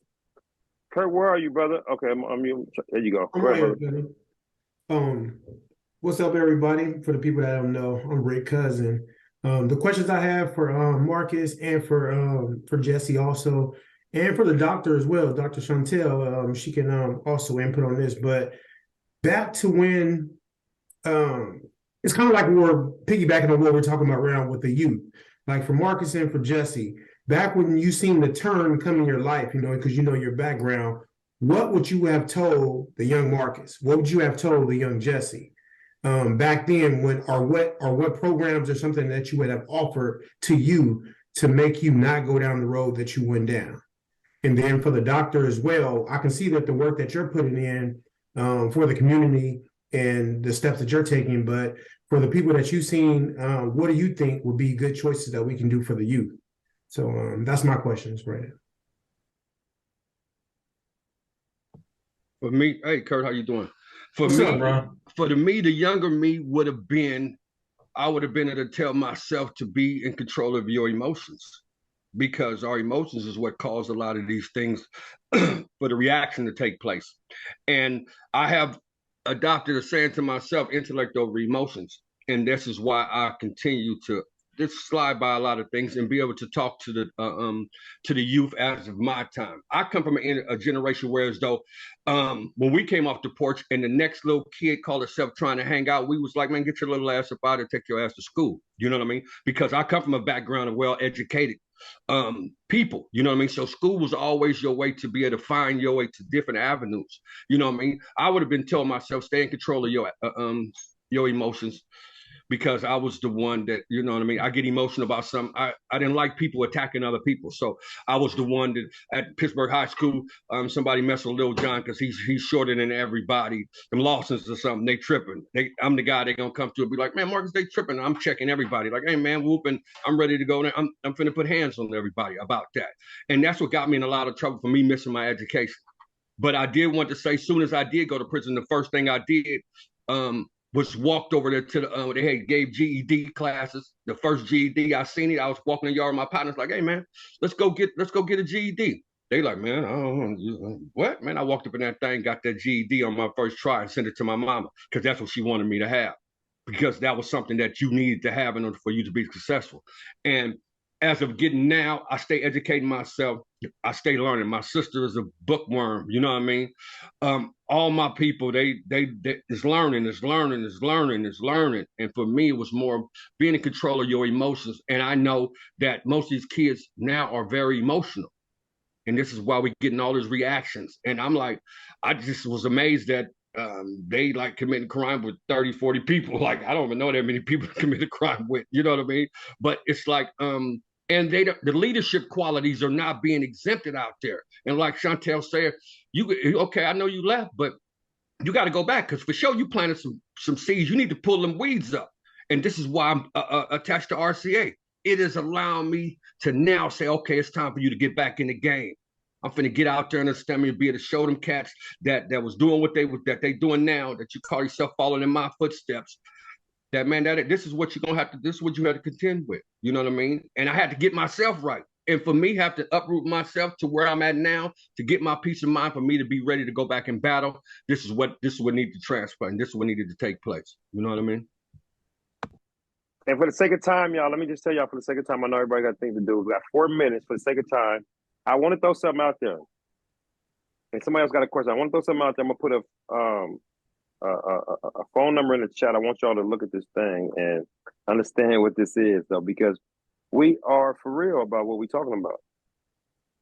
So I want y'all to see if this works for me, though, right? So I always do this test. So everybody got a cell phone. Where's my phone, man? My phone is over here. I got it on the camera. So pull it to Phil's cell phone. That number is, so again, our Returning Citizen Association is a nonprofit organization. We haven't received a grant yet. We've been up running almost 2 years. We haven't received a grant yet. We're grateful for our sponsors like Boss, who's on here right now, who supplies us with, some kind of resource when we ask. But this is a way for, if this was good for you and you liked it or whatever, text that number 202-858-1233. You don't have to do it right now. You can do it whenever you want to. You can come back for the next meeting. But you text the word citizen to that number, just the word citizen without the S, CITIZEN. And there's a link that come back and you can make a donation, $5, $10, whatever though. So as the executive director, I have to make that pitch for our organization, because without our supporters, like, we can't continue this kind of process. We got some stuff planned for next month though. All of our women, 3 of our women gonna speak. And we're gonna continue this process. And our last point is about this technology. Like, I want, if you can, everybody put what city you in the chat. You don't have to put your address, but just put what city you in the chat. I want to show you why we trying to harness this technology, because we are dispersed. Like, literally, like, we're dispersed these days, though, right? We're not, like, it's not like Marcus say we come back to the community. We come back to the community, there's a lot of people we don't recognize. A lot of people don't recognize us. And we have to find our space. But we still want to continue this work. We still got this stuff inside of us that need to be shared. So I just say that, and I'm grateful. Dre, you got anything you want to add? Oh, yeah, I was going to say, we encourage you to join us. It's not always about financial contributions, even though they're greatly appreciated. It's also about what I like to call donating moments. It's about giving your time, your attention, your empathy, as you've done today. So, towards those who are trying to rebuild their lives, overcoming traumas, things like that. So it's very important because it's about making a difference, which is what we aim to do and what we're doing. So get involved. You can donate or just visit our website at www.returningscitizensassociates.org and get connected, in any way that you're able to, because as this is said, rising together, you know what I mean? So just coming together, being together, building community together, being of like mind, it just makes a difference. And before we go, I think Donald looked like you had something to say. I don't know, brother. I see you trying to tap in from the other org. Yeah, let me see. You got something to say, brother? You are welcome. You are Hey, what's definitely happening? welcome. Yeah, What's what's up, happening, brother? everybody? No, I didn't want to say anything really, Ricky, It's man. my I just mentor wanted right to, here, y'all. yeah, can you hear me? Yes, sir. I'm just letting them know that you is my mentor, man. I don't know if they understand. Let me tell a quick story, y'all. Look, quick story. I met this brother right here. I was still in prison doing life sentence. I was helping brothers get out, or helping brothers get resources on their way out. I didn't have a date, but I see this stuff come to me now. They say hindsight is something after the fact, right? I get it now, but in the time while I'm in it, I'm not getting it. So I'm building relationships with this man, unbeknownst to me. My whole thing is service. The bug didn't hit me. What we doing, it hit me while I was in prison. So I'm doing this work, and I'm connecting individuals through an organization called No More Tears. And I'm meeting the brother, and I'm talking to the brother every time the brother coming in, right? But now my time came with the law change. Youth offender law came up. My time coming. Oh my God. Who do I reach out to? I got all these. So I just reach out to my people, right? My network. Donald's part of my network. Donald say, I helped this brother. Long story short, this brother gave me housing, man. I was a life-term prisoner. Most lifers come out to a transitional house. Donald, what this brother did with the Boss organization, he's executive director. He get to make decisions. I'm executive director. I get to make freaking decisions. So he said, man, look, I got you, brother. He tried to give me a job, but let me tell you, but what changed my life is that he said, I got you, brother. So he gave me a housing. It wasn't transitional housing. On the paper, it said transitional housing, but I got the key to my own apartment, studio apartment inside Oakland, California. The studio was so big, you could call it a 2-bedroom, right? But it did, so that's not it. Now that's huge because, first of all, I'm nervous. The prison system don't want us being free like this out the gate. They want us back in prison in transitional housing. My brother on our podcast, he say, I had to go get my tray, right? He been out 10 months. He's still talking about I had to go get my tray. It's a mindset, y'all. And we want to change this mindset. And we know how to do it. But we need support. We need a network, right? This ain't just one person on this logo. So I tell you what the brother did. He said, okay, I get houses, right? His organization not even set up to help lifers. He ain't get no money for this. It ain't a program set up like this. The prison system got a lock on that, right? Hopefully we can change that though, because of my experiences.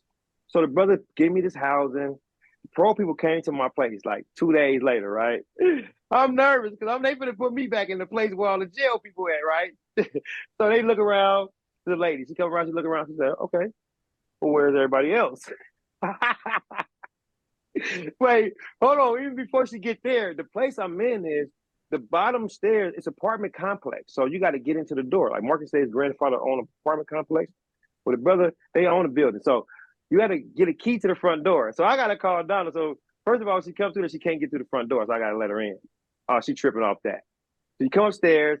And so she come on, walk up 2 flights of stairs, get to my apartment. I got to open the key with my door. She's like, in her head, I know what she's thinking, right? So I'm like, damn. Now, to get it there, she walk all through the place, and she looking at me and say, where everybody else at? Y'all don't understand the mindset. I know y'all citizens and everything, but they don't think like that. So she said, where everybody else at? I'm like, so I give her a little story. I said, well, it's transitional house. I say, we do programs outside. I give her some spiel. I'm on my own, though, right? So I say, so she try to find something. She say, well, I need a key to that front door. I said, okay, fine. I called Donald. I said, Donald. It's so funny. I called Donald. Donald, man, I need to get parole people key to the door, man. Yeah, I ain't give the police a key to my door. He really nut up on me. He like, oh man, I don't know about that, man. I don't know about giving the police the key to my door, man, to my place, right? I say, Donald, man. I say, look, bro. Yeah, you understand, Mark D. I say, look, man. I say, look, bro. If they don't get the key, man, I'm not gonna be able to stay there already tripping, bro. They already, it's one of them things, man. Think, man, bro. If you say, all right, man, sorry. Boom, I give her the key. They never come in though, right? Because we're not creating that kind of situation, right? It's just that I'm trying to, make sure I cover my grounds, right? But it's the last thing. The last thing is a year go by. Now, these situations is only last 6 months, a year, whatever. So a year go by, the brother called me and said, oh, all right. He said, well, brother, well, how long you need? Or somebody say, well, brother, what's going on? Why are you laughing? He say, well, what's going on, brother? Well, how long you need? I say, well, Donald, because I had a plan, y'all. I had a plan, but like Marcus said, Marcus had a plan. He said, but his wife stay tell him, it ain't gonna be like that, baby. But we can't understand it. So I had a plan when I came out. I was gonna save all my money for 2 years. I needed a place for 2 years. I was gonna talk to him about 2 years. I didn't tell him my date yet. I would get the job. Got a job 3 months after I came home. So my plan was to save all my money. Man, I got 2 daughters, 4 grandchildren, 5 grandchildren, and the whole life. So that ain't happening. So he called me a year later. I'm looking around like, damn, I didn't do my plan yet, y'all. He said, how long you need? I say, 2 years, Donald. Hey, brother, you got it. Oh, I got a whole nother year, y'all, to do what I need to do. On that next year, I find my own apartment. I swear I go around looking for apartments. I find my own apartment, get it in my own name. Man, what this brother did for me, I tell everybody, I say, he put me on solid ground. We don't understand as lifetime prison, even as a regular prison. But if you get out of there after spending all this time in jail, you need some kind of solid support. Most of us come from dysfunctional families. And our wives that we meet and that we marry and stuff, it's a process to that, right? But having that housing, I guarantee you, it saved a lot of my relationships. And it got rid of the ones that I didn't need. So I just say that this is my mentor, and I really love this brother. So go ahead, Don. I'm sorry, brother. Go ahead. I know, Ricky, man. I just came to support you, brother. And boss always got you, man. So with this Returning Citizens Association, we got you, man, as much as whatever you need. And look, man, you kind of paved the way for a lot of other brothers that came through too, man. And from San Quentin. And then we got another high profile brother coming in a few weeks. But no, I'm just here to support you, brother. And I'm gonna give all of our I got this two reentry facilities, one for men, one for women and children. I'm gonna give them this connection so that they can get on here, man, and just hear some stories, man, and maybe even share their stories, man. I think it'll be helpful for them. So yeah, man. And then we talked about this too, man. We about to open up this site in Eastmont Town Center, Eastmont Mall, over here in Oakland. And if you needed an office for Returning Citizens Association, it's there for you. Now, I don't know how many folks is in Oakland, but maybe that could expand. Awesome. Thank you, brother. Thank you, brother. Right. I just want thank you. So anybody else, any questions? I know we're a little bit after, about 7 minutes after. We can go now if y'all want to, but I am excited about the Act 3. I knew I was. It was everything I thought. It was wonderful. But I want to say this real quick, Ricky, before we get off, because I wanted to respond to why I asked Marcus and Jesse that question real quick. I'll be real quick. Like the system impacted. I have remember you guys, I was talking last week, Marcus wasn't here, and I was so emotional on how Jesse's story, got to me, impacted me so much. And now I have my nephews son here with me right now, and he's a product of System Impacted. You know, he's gonna, you know, with Adana, his mother Adana, and his dad Marcel, he's gonna be impacted, System Impacted for the rest of his life. He's gonna need therapy. So we definitely have to do this for the kids. You know, his mama and daddy is gone right now. You know, even though he communicate with them every day, they're not here physically. You know, that's going to impact him, and it already has impacted him so much. You know what I'm saying? So much.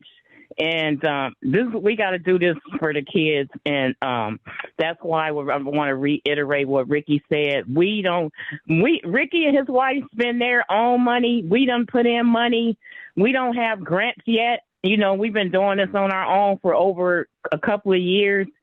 We would have really appreciate like a big grant or something, you know. So whatever you guys can donate would be greatly appreciated. I just wanted to say that. And again, Marcus and Jesse, fire. Thank you, and Chantel. Nina is our community liaison coming out of East Oakland. So Donald, you're gonna meet her real soon. Don't worry about it. Mr. Harts, yes, sir. Come on, brother. So my name is Daryl Harts, and I just wanted to come on here and say, Ricky, I'm very proud of you, brother. You know what you're doing is excellent, bro. You know what I'm saying? I'm real proud of you. It's real big. It's gonna get bigger for you too. Let me say this before, while you on the spotlight, brother, you got a story, brother. So you got to understand that, you know, you have a story to tell, man. You know, yeah, man. This stuff is. I just wanted to see the format first, but I mean. How long you been home, though? Tell me that. I've been home 10 years now. There we go. That's what I'm saying. You got a story to tell, brother. And in 2002, I had caught a case, and I ended up getting sentenced to 14 with 85. I ended up doing 12 years straight. You know, I ended up going through a little process and everything, got out, joined the union. I'm now a heavy equipment operator. Yes, sir. Staying out. You know, and like I said, because I'm just so proud of you, cuz. You know, you're doing the right thing. You're helping everybody. Thank you for tapping in, man. We for the change. We gonna change the narrative, man. And whatever comes.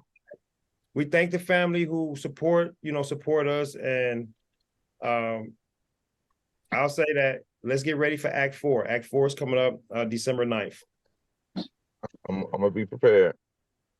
All right. Save that. Also, on another note, this has nothing to do with RCA, but the longshoremen are hiring out of Sacramento. Longshoremen are hiring out of Sacramento.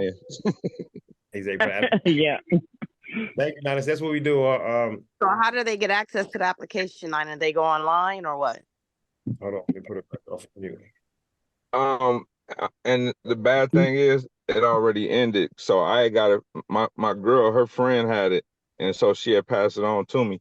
They ended it on the 9th. That's what RCA do, y'all. See, what we do in our meetings, when that happens, we say, returning citizen resource alert. Returning citizen resource alert. That's what we do. We share resources. I'm in contact now. So now that I know, anytime I find out anything, I got y'all. Tap in. Y'all have a good night. We thank you. We're so gracious for everybody's time. Like I said, we want to harness technology because we're in different places of this on this earth, and we still want to be able to. Like my thing is, Fortune 500 companies use technology to run their companies from all over the world. I worked for a company that we did it during COVID. I kept my job during COVID. I never went to the office. I said after that, I got an accident and I couldn't go to work. I said, listen, there's a way. There has to be a way that we could use this technology to help our community. They taught me the skills, y'all. I didn't know this stuff when I came on. And now I know it and I'm using it and we have to harness it. So if you can get the word out for December 9th, like we'll get our stuff together and we had the links already and we appreciate it. But right now, your feedback is most important. I'm sorry for going over 13 minutes, but I'm going to end now though. So y'all can say, let's make it shorter. Thank you, and y'all have a good night, okay? Thanks, Love y'all. Good everyone. night. Peace out. Thank you. Thank you. Good night. Good night. Thanks. Good night, everyone.